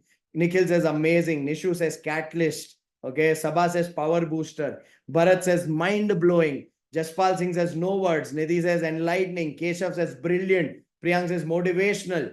Okay. Darshan says now I have a structure to my thoughts. Riti says emotional. Varun says enlightening. Ashish says real learning. Kishore says confidence. Mohammed says mind-blowing. Okay, I may not read out names. I'll just see the words. Okay, awesome. Guide to improve. Enlightening. Path clearing. Scientific. Practical. Enlightening. Excellent. Mirror. Much needed session for my business. Reality check. All mistakes now cleared. Okay, excellent learning. Best gift. Okay, upgrading myself. Change. Okay, guide to improve. New decisions making implementation, bombshell of learning, purposeful, practical, scientific, lighthouse, systematic, love it, love it, love it, brutally honest, okay, game changing, okay, practical education, okay, awesome, awesome, awesome, awesome, awesome. Thank you so much everyone for your kind words. Now let me ask you a question. How many of you want to start the journey of making these changes genuinely? If you want to start the journey of making these changes genuinely and are committed to do whatever it takes, type out me in the chat box. Type out me in the chat box. Come on. I need to see the energy high in the chat box. I need to see you active in the chat box. Awesome. Fantastic.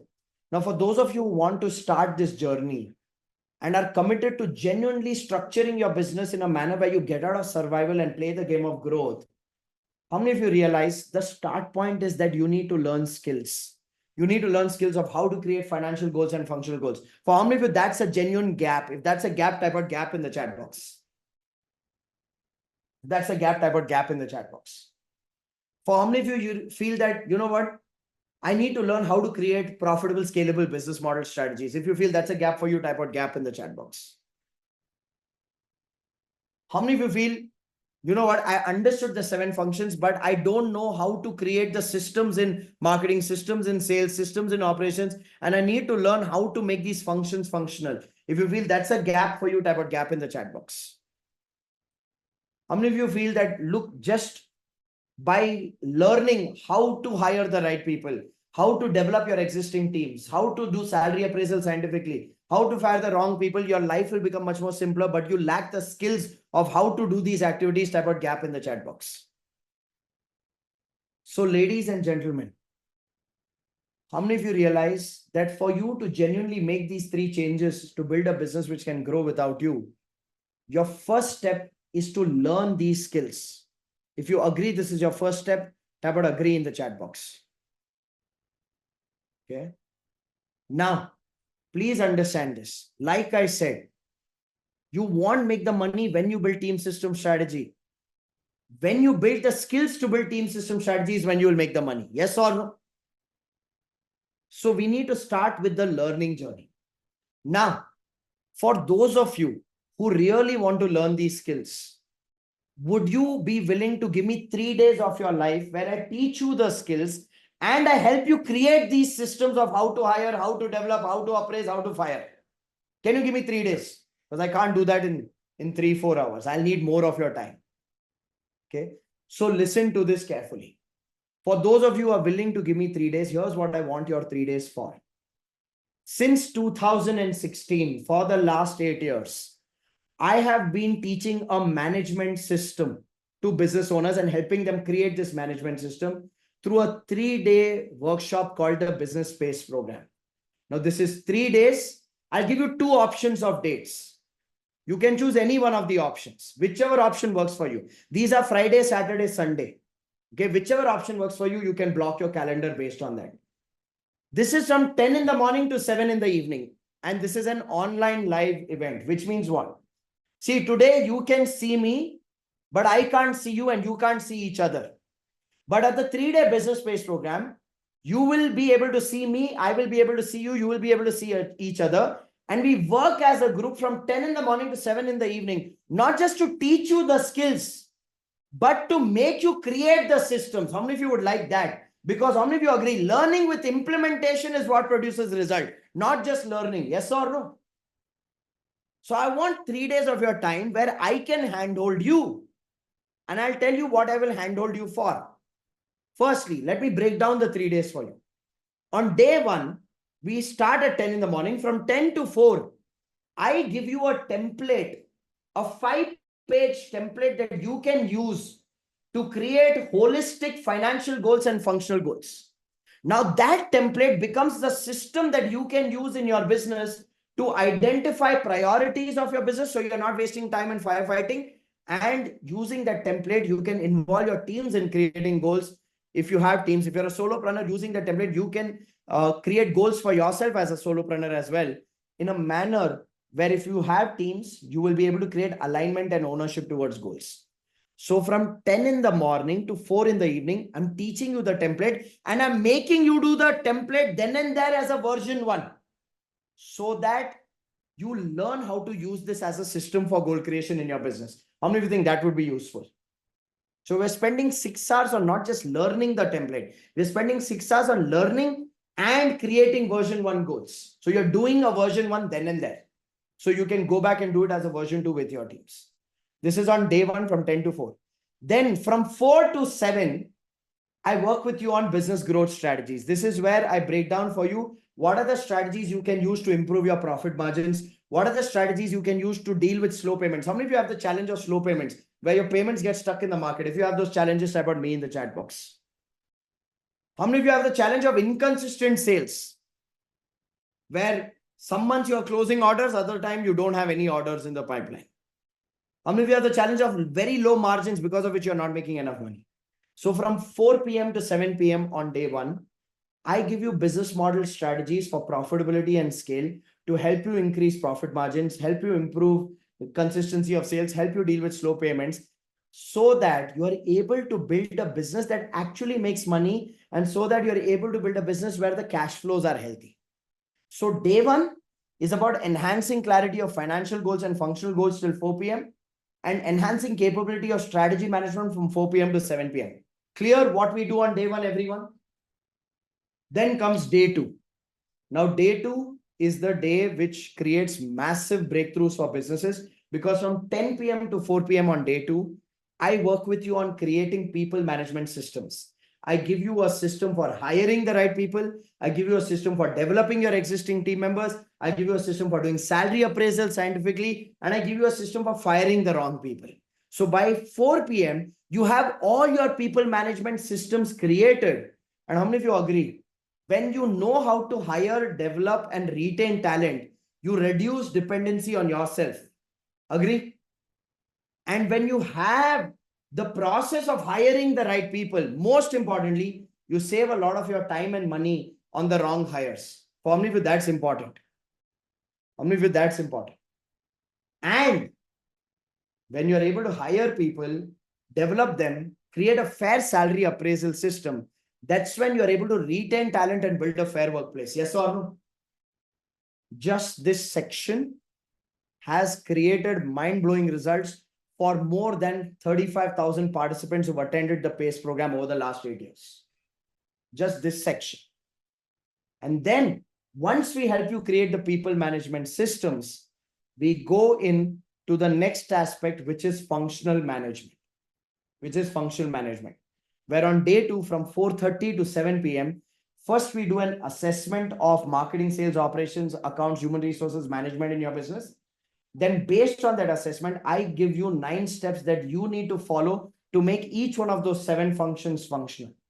Now, when you learn this 9 steps, you will have clarity of which functions are your priority.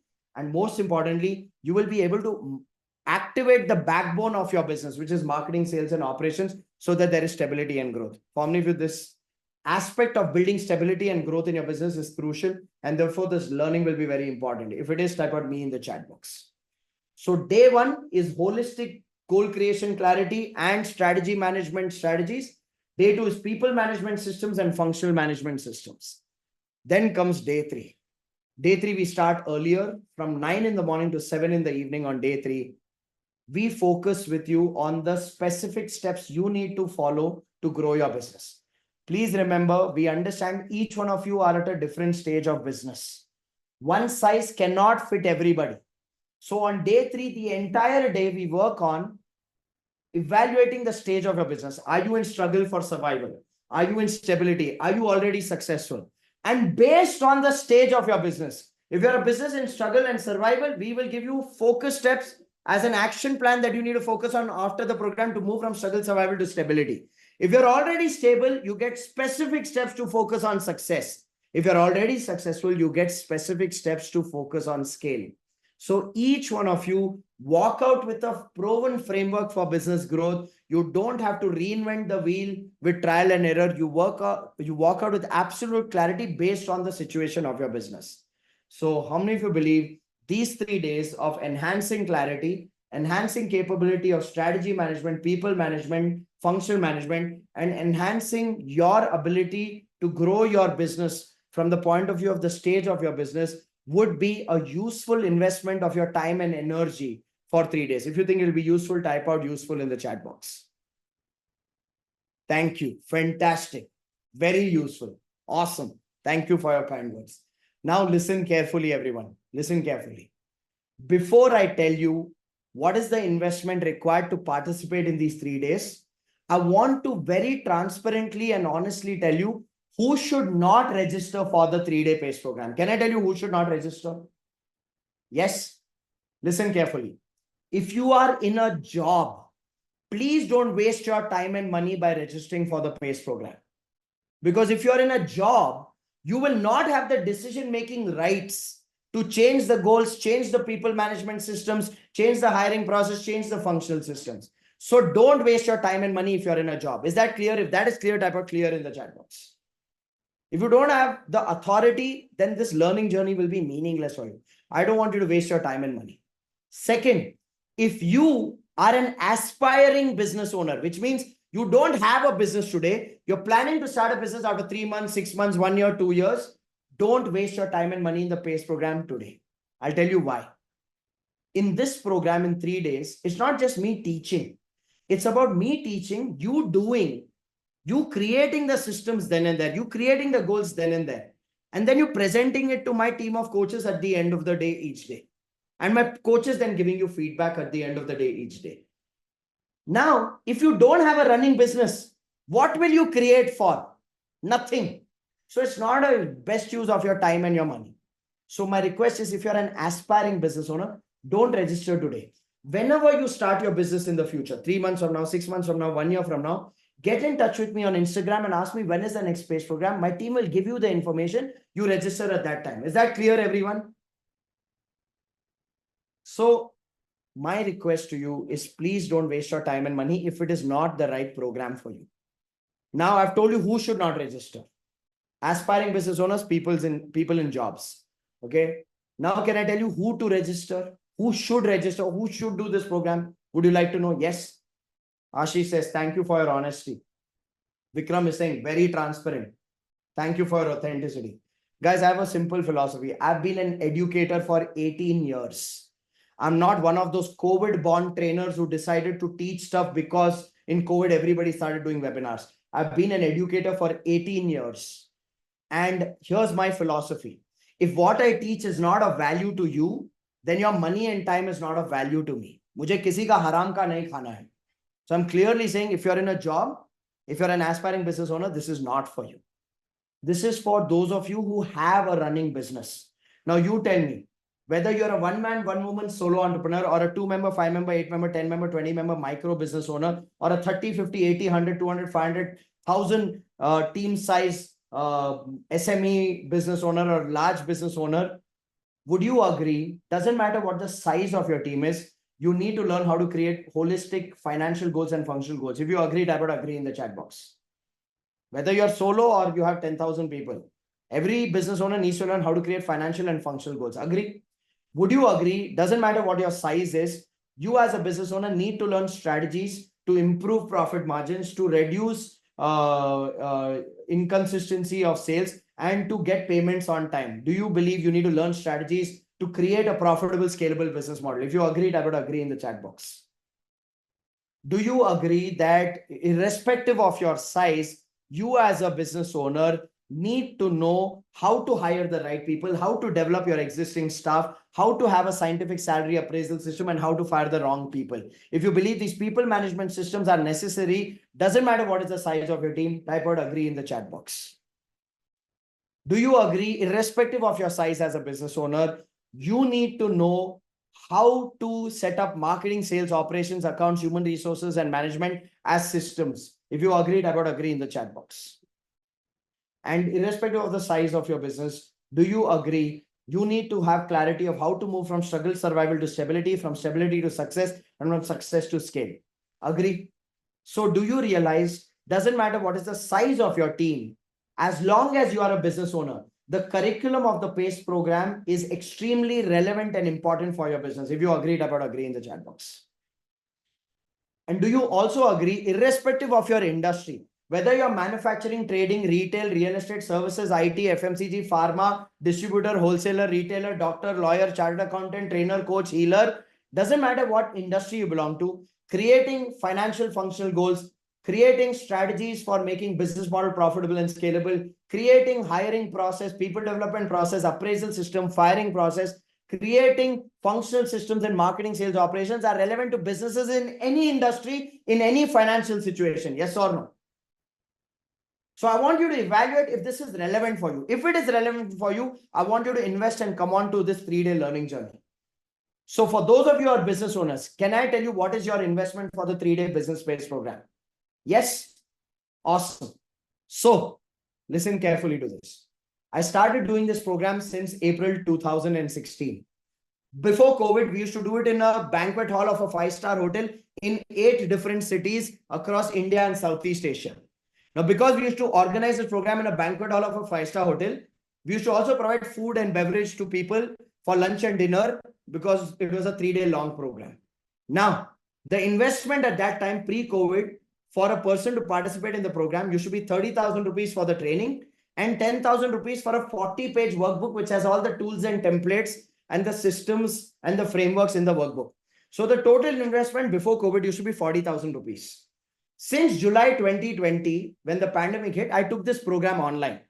I discovered 2 advantages of doing this online. Number one, I was able to take this education to 130 different towns and cities across India because people can attend it from anywhere. I'm not restricting myself only to 7-8 cities across India and Southeast Asia. Number 2 advantage of online was that in online, every 2 hours, we were able to do a question answer session where I was able to give access to my coaches. In fact, at the end of every day, the program ends at 7 p.m. The entire training is done by me. From 7 o'clock till whatever time people want to stay back, we used to stay back and our coaches answer questions. So people get a lot of handholding and support because we divide them into small groups and put them into breakout rooms. So online became a more effective way of creating impact where we were not just teaching, but we were also answering people's questions. In a physical workshop, that was not being possible. So since July 2020, we did this online and we decided to stay online. And because we are online, we don't have the expense of a lunch and dinner cost or an event management cost. We gave that price advantage to the participants. So since July 2020, the investment in the PACE program, including the workbook, has been 14,997 plus 18% GST. Now, how many of you agree? What you learned here today was way more valuable than this price because you understood the patterns that you need to change. So these 3 days will give you the skills to make those changes, which will take your business to a whole new orbit. Now, for those of you who take action today and register today for any of the 2 batches that I gave you as an option, we are going to do something special to incentivize you to take action, because action takers deserve to be rewarded. So for those of you who register today in the next 15 minutes, there are 2 action takers bonuses I'm going to give you. First, I'm going to give you an action taker bonus of 3 video courses that we sell on my website, rajivtalreja.com, for 6,000, 6,000 and 8,000 rupees respectively. The first video course is on managing your time, because many business owners struggle with that. The second video course is on mastering your life, because many business owners struggle with managing their focus and energy. And the third video course is on stages of scaling your business. Now, people buy these video courses on my website, rajivtalreja.com, under the shop section for 6,000 and 8,000 rupees respectively. So for those of you who take action and register in the next 15 minutes, you will get access to these video courses starting tonight. So your learning can start from tonight itself. Worth 20,000 rupees, you get access to these 3 video courses. Plus, for those of you who register in the next 15 minutes for any of the 2 batches, your investment for the PACE program will not be 14,997 plus 18% GST. Here's a crazy offer. Your investment, provided you register in the next 15 minutes, will be 4,999 inclusive of GST. So my team is going to be putting the link in the chat box. Take action right now. If you face any payment related challenge, there's a customer support number that they will put in the chat box. There you go. They put it in the chat box. This is an offer for those of you who take action in the next 15 minutes. Please enroll only if you're a business owner. If you're not a business owner, don't enroll. But if you're a business owner, please do enroll. This is an offer valid for 15 minutes. Now, if you have any questions regarding the PACE program, you can put your questions in the chat box. After these 15 minutes are done, we'll do a question answer session regarding anything that I've taught you. So first, I will answer questions in the chat box regarding PACE program specifically. So I'll help you make an informed decision. After 15 minutes are done, we'll do a question answer session for anything that I've taught you today, any business challenge. So make sure you take action. So we'll use this 15 minutes to help those who want to continue the learning journey. And after that, we are happy to answer any questions that any of you have. Okay. So Sam, make sure you take action. Take action. Okay. If you have any payment related challenge, call the customer support team. You can see that number in the chat box as well as on my screen. Call the customer support team. Okay. Once you're done registering, you can come back in the chat box and say paid or registered. And you will receive also an important thing. You will receive a welcome email by the end of this evening from the email ID rajivtalreja@quantumleap.co.in. In that welcome email, we'll ask you details for your invoices so we can generate the invoice. In that welcome email, we will also give you the guidelines on how you need to prepare yourself for this program. So we will give you all those guidelines in the welcome email. You will receive that by this evening once you've made the payment. If you have any challenges, you can call the customer support number. Okay, you can call the customer support number. Okay, Sam says enrolled, welcome on board. Okay, Indu says I'm freelancing since January. I've not registered a company yet. Shall I take the course? Indu, it doesn't matter to me whether you're private limited, LLP, partnership firm or proprietorship. Your registration doesn't matter. As long as you have a running business, Indu, you can come on board. So today as a freelancer, you're a solo entrepreneur. This program is absolutely relevant to you to help you understand and help you build the systems for you to grow your business. So definitely you can come on board. Okay, but Stuti, welcome on board. Okay, Kashni says payment made, welcome on board. Suresh says not able to make the payment. Suresh, call the customer support team. Call the customer support team. Their numbers in the chat box and on my screen. Call the customer support team. Ashish is saying, what if I choose one batch date option, but I later want to change plans? Sushil saying date is not an option. Okay, guys, please listen carefully to this. You can enroll now. Later, if you feel there's a last minute emergency that comes up and say you chose option 1, last minute emergency came up, reach out to us via email to the same email ID, rajivtalreja@quantumleap.co.in, and tell us, can you transfer me to the next batch? We will transfer you to the next batch. So your money is safe, and we understand life can take over, last minute emergencies can come. So don't hesitate about that aspect. So Sushil, I hope that gives you your answer. Ashish, I hope that gives you your answer as well. So guys, you can choose any date option now. Last minute, if you want to make a change, at least 2 days before, let us know. At least 2 days before, let us know. We'll transfer your payment to the next batch. So your money will be safe and you can do the subsequent batch. Okay. So we give you flexibility in choosing the batch dates. Now I'll tell you what we don't allow. I'll tell you what we don't allow. We don't allow that you attend one day in one batch, don't attend the next 2 days, call us back again and say, I want to attend next 2 days in the next batch. We don't allow that. Whichever batch you choose, you have the flexibility. But whichever batch you choose, you have to finish the training with that batch itself, because every workshop experience is different. It's very conversational, it's very creation driven. So it depends on the group that we are working with. So you'll have a disconnect if you just do one day in one batch and another day in another batch. If you come back to us saying, I want to do 2 days in another batch, we will ask you to pay again, register again, reattend from scratch again. So we are flexible with you choosing which batch you want to come to. We are not okay with you doing part of it in one batch and part of it in another batch. That we don't allow. Okay. Keshav says payment done. Ashish Sharma says payment done. Shantaram saying link not opening. Guys, some of you are saying link not opening. Reach out to the customer support team. If their number is busy, it means somebody's talking to them already. Just be patient. Be on call waiting. They will resolve your payment related challenge. Okay, if a card is not working, link not working, they will help you. Things Sabha says payment failed. Reach out to the customer support team, Sabha. Reach out to the customer support team. Okay. Srinivas is asking, I'm a consultant. Will it work for me?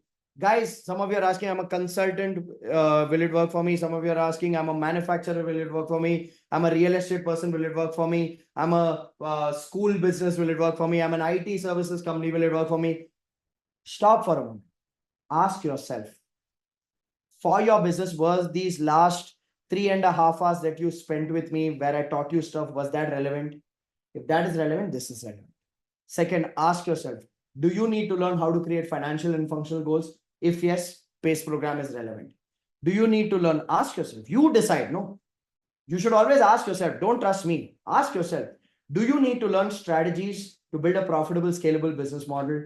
Do you need to learn strategies to improve profit margins, reduce payment cycle, improve consistency of sales?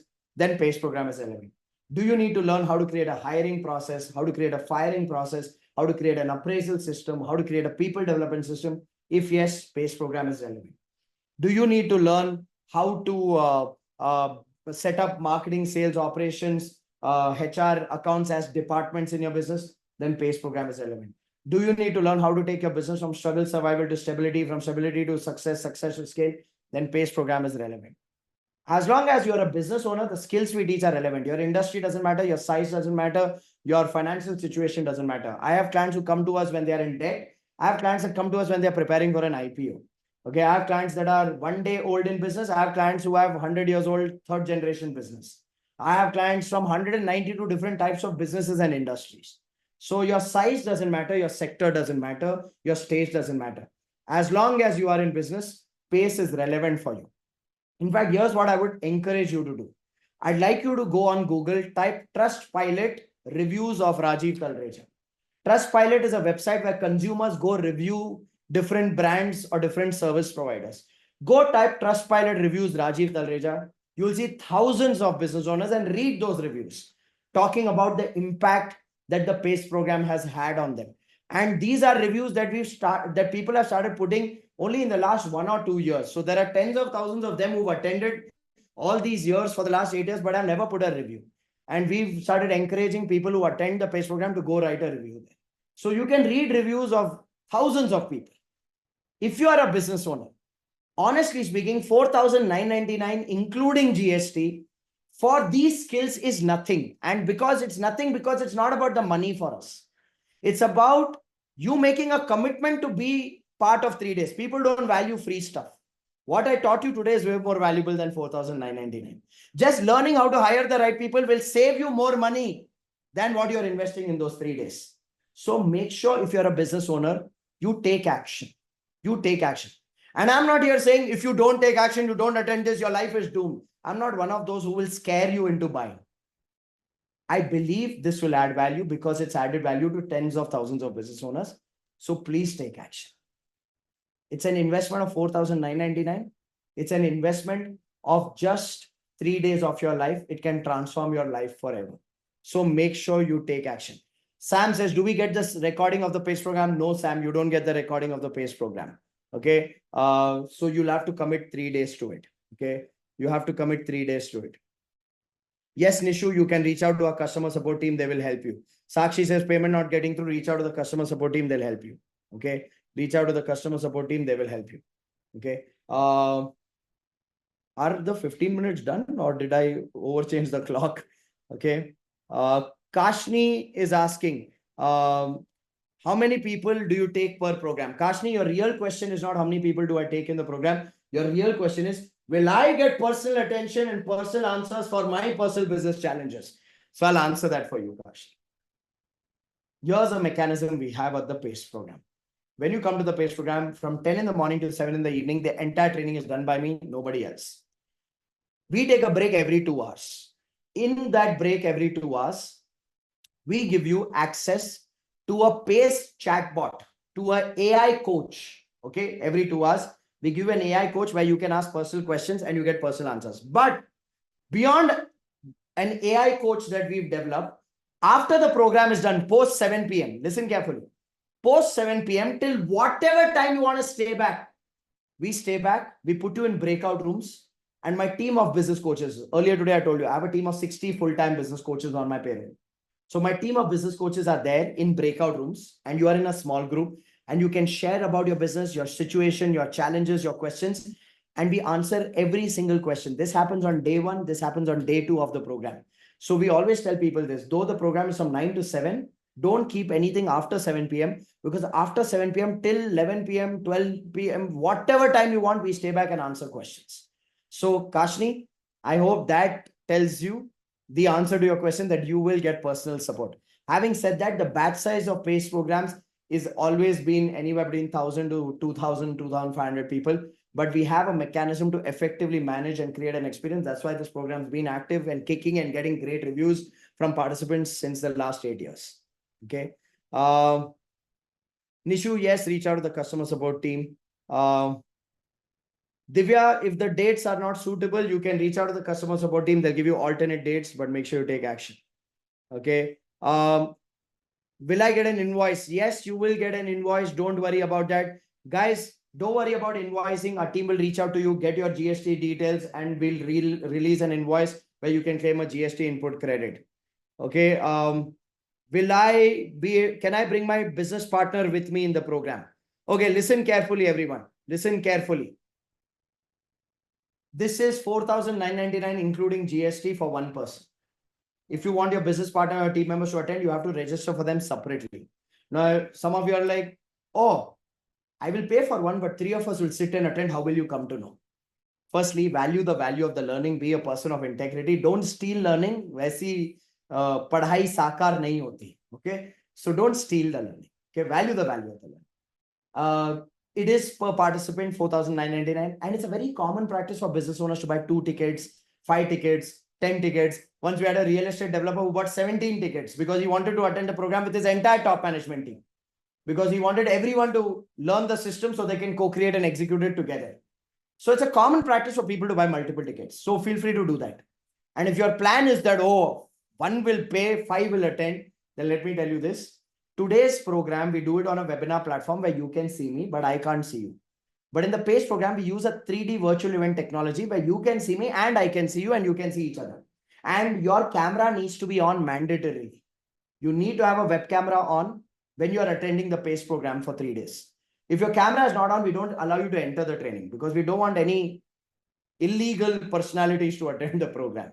So your camera needs to be on. Now, when your camera is on and there are 3 people sitting there, but you've not paid for 3 people, then our customer support team will reach out to you and say, hey, boss, I see there are 3 people attending the program, but only 1 person has paid. So either pay for the 2 or we ask you to leave the training. So we have our mechanisms, but all I'm saying is be a person who values the value of the learning. I hope that is clear. Awesome. Okay. Amazing. Thank you. Okay, guys, ladies and gentlemen, here's what I'm going to do. I'm going to refresh my chat box. Okay, I'm going to refresh my chat box. If you are still facing any payment related challenge, reach out to the customer support team. Naman, reach out to the customer support team. Sabah, reach out to the customer support team. They may be busy answering calls, but don't worry, they will help you out with that. Now, watch this. Watch this. I'm going to refresh my chat box. Any questions regarding PACE, reach out to the customer support team. They'll be happy to help you. I want to do a question answer session now regarding anything that I taught you today. or any challenge that you are facing in your business. So I'm going to refresh the chat box. Please enter your questions regarding your business right now. We'll do a question answer session. If you have any payment related challenge, please reach out to the customer support team. Please reach out to the customer support team if you have any payment related challenge. Okay. So, okay, Nishu puts a question saying, I'm a freelancer. What percentage of our current monthly earnings should be invested in hiring and what financial outcomes can be expected? So, Nishu, I want you to listen to the question you asked me. You asked me for a standard percentage of current monthly earnings that should be invested in hiring. Now, how can I answer that question for you? Because consider this. As a freelancer, from your current earnings, after deducting costs of the tools that you are using to deliver your freelance service, what you're left with is your retained margins. Now, based on those retained margins, there are certain lifestyle expenses you have. I can't dictate the lifestyle expenses that you need to draw out from your business. From those lifestyle expenses, after drawing out based on your lifestyle, you have money left. Now, is that money enough for hiring? I don't know. Can you compromise on your lifestyle expenses? I don't know. So I would say, here's what I would say. There's no standard percentage or a formula. What I would say is, from your earnings, save money to be able to afford at least a salary for the next 2 to 3 months and take the market average of hiring a talented person. Save money for at least to afford the salary for the next 2 to 3 months of that person. Then go into hiring. I think that's a very fair thing. And for you to make that much money, to save enough money, please understand your priority needs to be that you are investing your time in marketing and sales. I see a lot of freelancers. They are not focused on marketing and sales and acquiring customers. They are only servicing clients. Put your time and energy in marketing and sales. Now you may say, if I put my effort in marketing and sales, how can I service existing clients? Here's what I would do. Outsource those existing clients to other freelancer. Let them handle the operations. Now you may say, Rajiv, if I outsource to another freelancer, what if that other freelancer becomes direct with the client and takes away my client? Honestly, as a solo entrepreneur, I would be okay with that. I'll tell you why I would be okay with that. Because that is giving me the opportunity to spend time on marketing and sales and prove to myself whether I have the capability of marketing and sales or not. See, once you've proven to yourself you have the capability of marketing and selling and generating clients, that will also give you conviction to saying, I no longer will outsource operations. I'll hire full-time for operations. So Nishu, I hope you understand the journey you need to take. Be marketing and sales focused if you're a solo entrepreneur. Generate projects consistently to prove yourself that you have the capacity to generate profitability, projects consistently. That gives you conviction to hire people full-time. Hire people full-time when you have 2 to 3 months of reserve of salaries for them ready, and back yourself that once that person comes and my work burden reduces, I can continue building one person at a time, one department at a time, and grow my business. I hope that roadmap is useful for you, Nishu. Okay. Awesome. Sumit says, I don't know whether I am in the right business. Can you help? So Sumit, let's answer a few questions.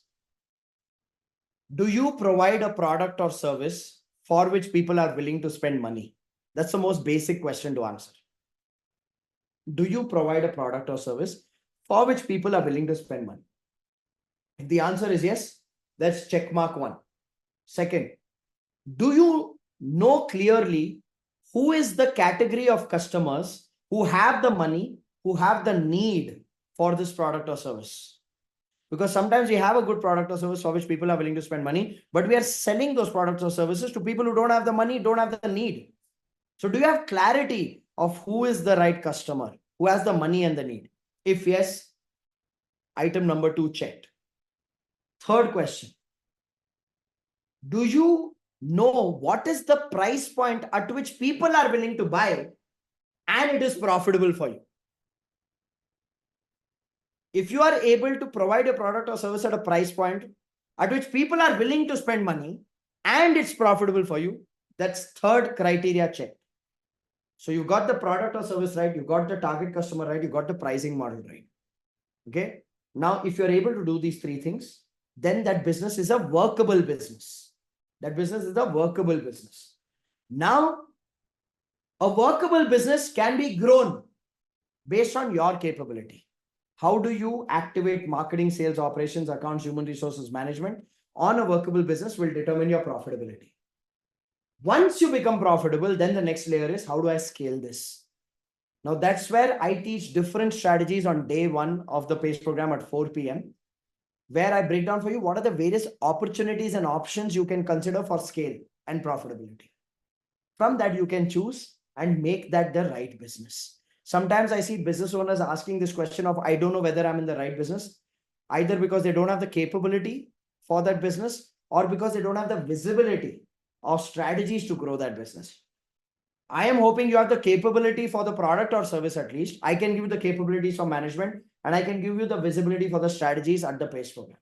So then take that step of discovering what can open up for you at the PACE program. Does that make sense, Sumit? Awesome. Naman, reach out to the customer support team. They will help you out. Don't worry. Okay, they will help you out. Manav says, which business model to adopt for real estate business? So Manav, there's not like a single real estate strategy. Like I'll give you examples. I have a client called Motish Kumar, Stepstone Promoters, based out of Chennai. Now he was into the affordable home segment. He used a strategy of product diversification. From affordable home segment where he used to construct apartments, he went into starting a vertical for providing architecture and interior design services because that became a low-hanging fruit to take care of cash flows of the business. And that was his way of diversifying the business. I have another client who, another client from Chennai, Bharti Homes. Now, Bharti Homes, what he did was, he was in affordable home segment, but he looked at product diversification differently, and he went into constructions of hotels and resorts. And he did a joint venture with Leela and built Leela residences there. So please understand, these are two people from the same industry, but the strategy and the application of the strategy was different. Now, is product diversification the only strategy for a real estate business? No, not really. I have a client who was in real estate, went into real estate tech, and he's built a platform called Alt, which is a real estate investment exchange where they're creating cash flows for residential and commercial properties and creating liquidity in the real estate market. So he's a real estate guy, but gone into the application in a real estate business using technology. So there is no one size fits all. Day one of the PACE program, when I break down the various strategies, you will learn the various strategies. Then you will see which strategy is relevant to your business and is also in range of your capabilities. Then you select the right strategy. Does that make sense, Manav? Awesome. Okay. Deepankar says, any quick strategy to acquire pending payments from customer where service and space have already been given? Deepankar, if I had the answer to this, no, I would become the god of payment collection in India. See, firstly, we need to understand something.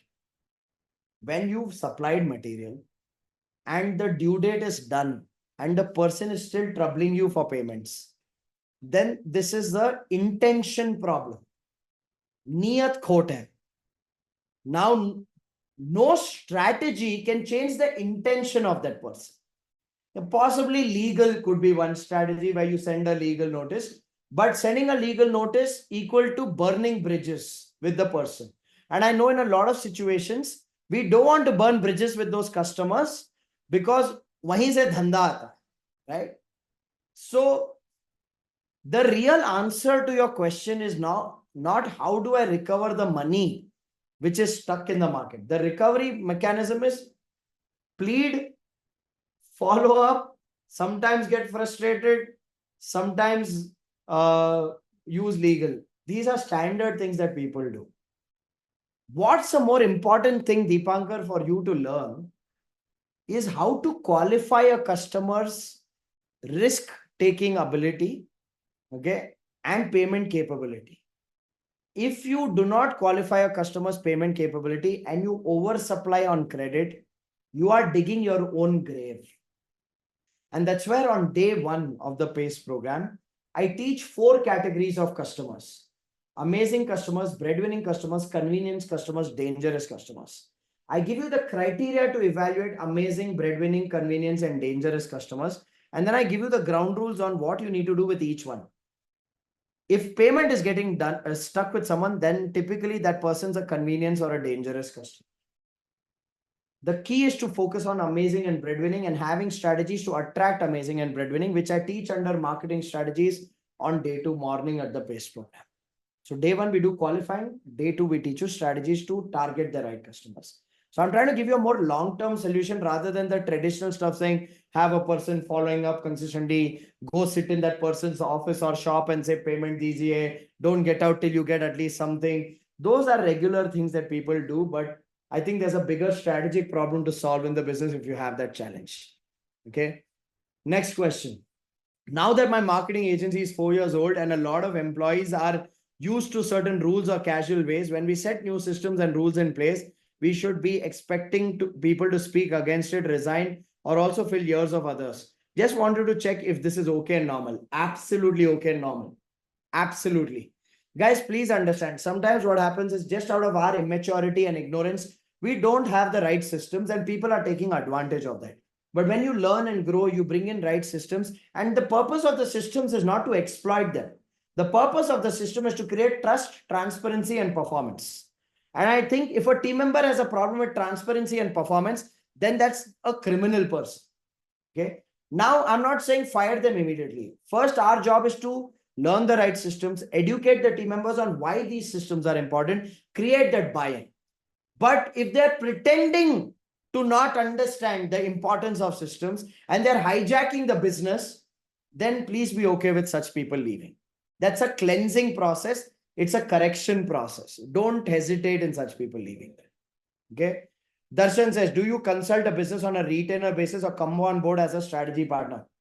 So Darshan, essentially you're asking me, do we provide one-to-one coaching and consultation? The answer is yes. Like I mentioned, Quantum Leap is a 150-member team with 60 full-time business coaches. And the primary service we provide is we assign a coach to your business for a period of a year. And the coach works with you, the business owner, to handhold you in creating strategies and systems of scale. Now, this kind of a coaching investment at our end starts at a starting value of 12 lakhs per annum. Okay. That's the starting value of a coaching project that we take up. We also understand a lot of business owners are not yet at that stage to afford 12 lakhs in a year. So that's why we teach everything that we have to teach regarding a management system in 3 days at the PACE program for 4,999 rupees. Now, if you believe you can afford 12 lakhs plus, and it's 12 lakhs plus, we have clients who pay 25 lakhs, clients who pay 36 lakhs, clients who pay 2 crores per annum. It depends on the objective. It depends on how much time intervention we are putting in and how much people we are allocating. Now, if you'd like to explore this customized one-to-one coaching, knowing that the start point is 12 lakh rupees, feel free to drop in a message on our chat box on Instagram saying, Rajiv, I'd love to explore one-to-one coaching with your team. A growth consultant from my team will get in touch with you, get on a call, understand your business, understand your goals, understand your challenges, and understand your team structure. And then we'll design a custom-made proposal for you. And we'll have a one-to-one handholding journey as well. So I have a team of coaches who do this. So if you are happy to explore it, we are happy to explore it. You can reach out on Instagram. Does that make sense, Darshan? And this is to anyone else who's asking us, do you provide one-to-one coaching? That would be my answer. Reach out on Instagram with your number and name. Okay. Awesome. Next question. If two partners are not aligning, what should we do? Good question. So listen to this carefully. I believe as business partners, you need to have different skills.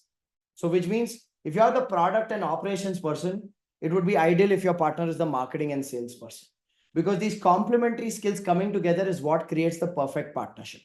So the skills being different, not a problem. In fact, it's good if the skills are different.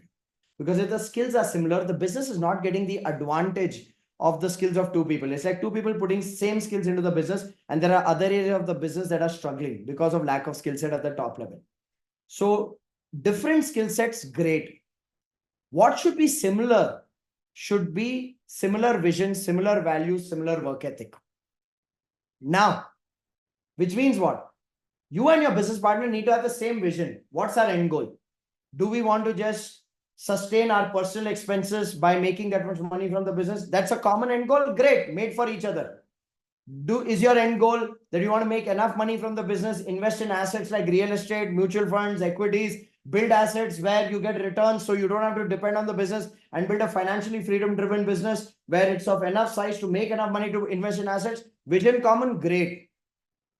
If the vision is legacy, saying you want to take the company to IPO, you want to sell the company out to a larger player by growing it and cash out, you want to transfer the business to your children tomorrow or to your teams tomorrow and build a legacy driven institution.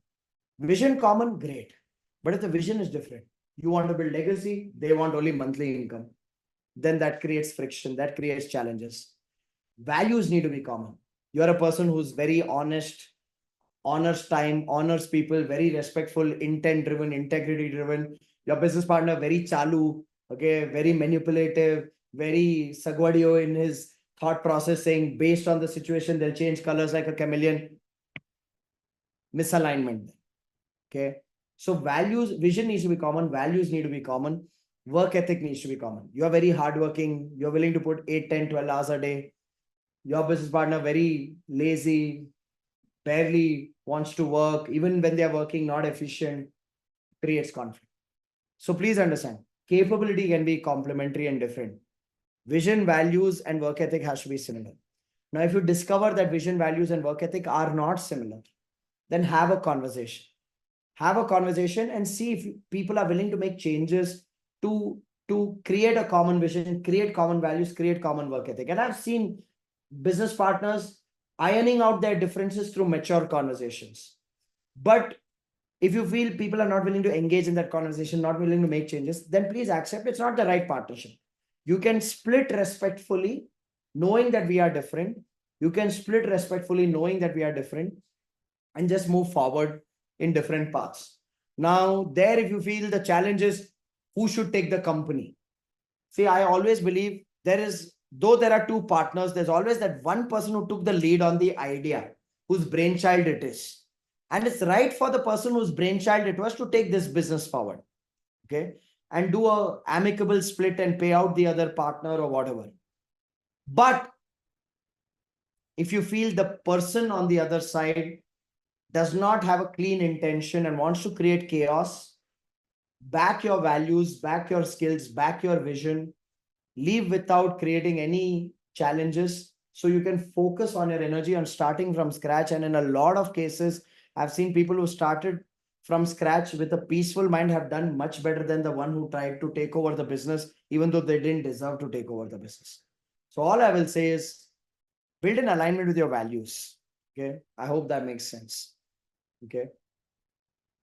Sam says, I am a solopreneur. Is it okay to outsource all 7 functions if I don't have an in-house team, or some function out of 7 must do in-house? See, Sam, you can use outsourcing as an initial way of activating the 7 functions, but soon you will realize that you will outgrow the outsourced partner's performance and you will see the need to build a team. And you may not even start with outsourcing all 7. You may start with outsourcing some amount of marketing, some amount of accounts, some amount of operations, just these things. And then you will build conviction to build in-house. So go ahead and do that. Okay. Srinivas says, I'm into industrial products and services. The problem of mine is that our employees have left our organization and have started the business. How can we focus on this thing and control it? Firstly, it's very important to be honest about why did they leave. Did they leave because they didn't have the right work environment, right pay scale, right management support, long-term vision, alignment of personal goals? Because see, to retain people, it takes a lot of these things. And if you're building an organization, you can't escape your responsibility of putting all these things in place. So once you identify the gap of why people left, fix that gap first so that you reduce your risk of people leaving.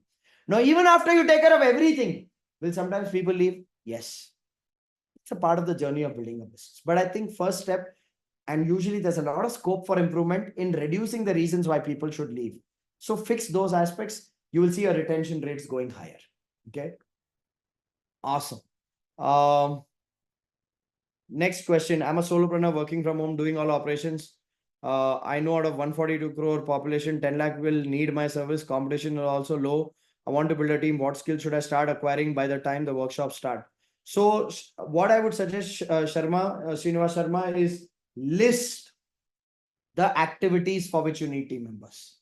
Come in with that list of activities for which you need team members to the PACE program. Rest from there, I will design the hiring process for you based on those activities and help you hire the right people. So don't worry about that. Okay. Aniket says, based upon your experience, can you guide on which business will be profitable in the future if someone is planning to start now? Aniket, if I knew that, I'd be a billionaire. Right now, I'm just a millionaire, not yet a billionaire. See, this prediction of future is all good for giving interviews in magazines and podcasts. I believe there is enough of a market for every business as long as you have a differentiator in your offering, you have the core competence to deliver a positive customer experience, and you have the management abilities to set up the right kind of teams and systems across 7 functions. So कौन से business में scope है का जवाब ये है कि जहां पर आपके पास काबिलियत है, शिद्दत है, वहां पर स्कोप है. ठीक है? This is not a diplomatic answer, it's a real answer. Okay? Where you have capability and where you have commitment, there you have scope. If you don't have capability and commitment, there is no scope anywhere. Okay? Awesome.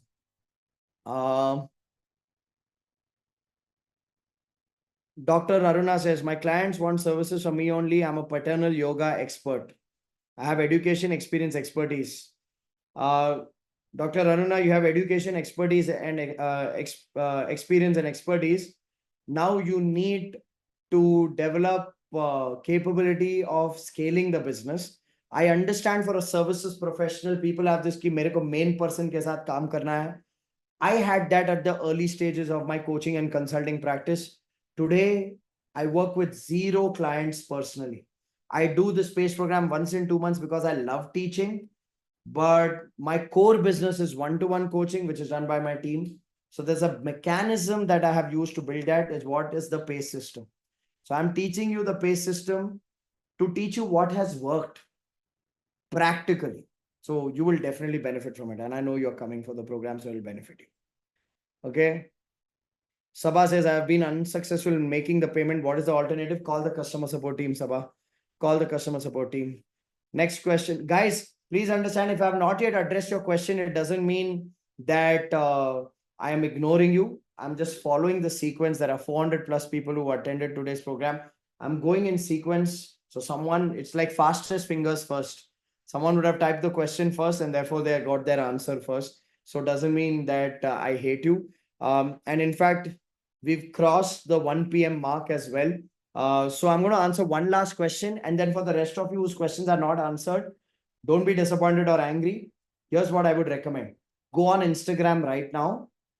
Go on Rajiv Talreja. Go on my inbox and send me a message with your question. In the next 48 to 72 hours, I assure you, you will get an answer. Okay. So it's just that I need 48 to 72 hours because in a day we get 400 messages. So my team clears the frequently asked questions. I answer then whatever is left over as the critical questions. So give us 48 to 72 hours and I will make sure you get a personal answer for your question. So if I'm not answered in the chat box today, don't be pissed off or upset. Don't hold anything against me. It's just that there are 400 people. So I'll answer one last question. Bibhudi's question. I'm in a financial service business. I have stagnant clientele. How to generate leads and convert clients? Okay, so Bibhuti, you've asked me a question that gets answered on day 2 of the PACE program. Day 2, I talk about how do you increase your marketing reach, under which I give you the 4 elements of a marketing system. So I don't want to explain something that you're going to be learning at the PACE program in detail because it won't do justice here. So definitely explore the PACE program. You'll get an answer day 2 morning when we go to the section of marketing reach. Awesome. Okay. Off-topic question is that Andrew Tate sketch at the back. No, that's Dwayne Johnson sketch. Why would I idolize someone like an Andrew Tate who's a criminal? Okay, that's Dwayne Johnson. So I have a bunch of sketches at the back of my wall of people who I admire. There's Dhoni, there's Warren Buffett, there's Elon Musk, there's Virat Kohli, there's Dwayne Johnson, there's Will Smith. So I have those sketches crafted in canvas out. So that bald sketch you see behind me, that's of Dwayne Johnson. Andrew Tate. I have good role models in life. Okay. So ladies and gentlemen, I hope you found value in this 4 hours of the business success workshop today. I look forward to seeing you at the PACE program. So if you're a business owner and you've not yet registered, please make sure you take action and register. I know some of you face payment related challenges and you're in touch with the team and they are going to give you time to register by the end of this evening, but make sure you register by the end of this evening. For those of you who faced any payment related challenge, reach out to the customer support team. I know some of you are still saying customer support is engaged. Don't worry, they will reach out to you. Just be persistent. I will look forward to seeing you at the PACE program. If I have not answered your question, send it to me on Instagram in my inbox. The next 48 to 72 hours, expect a response from us. Thank you so much for being a part of the Business Success Workshop today. I'll see you at the PACE program, and stay blessed, stay inspired, everyone. Thank you so much. Thank you so much.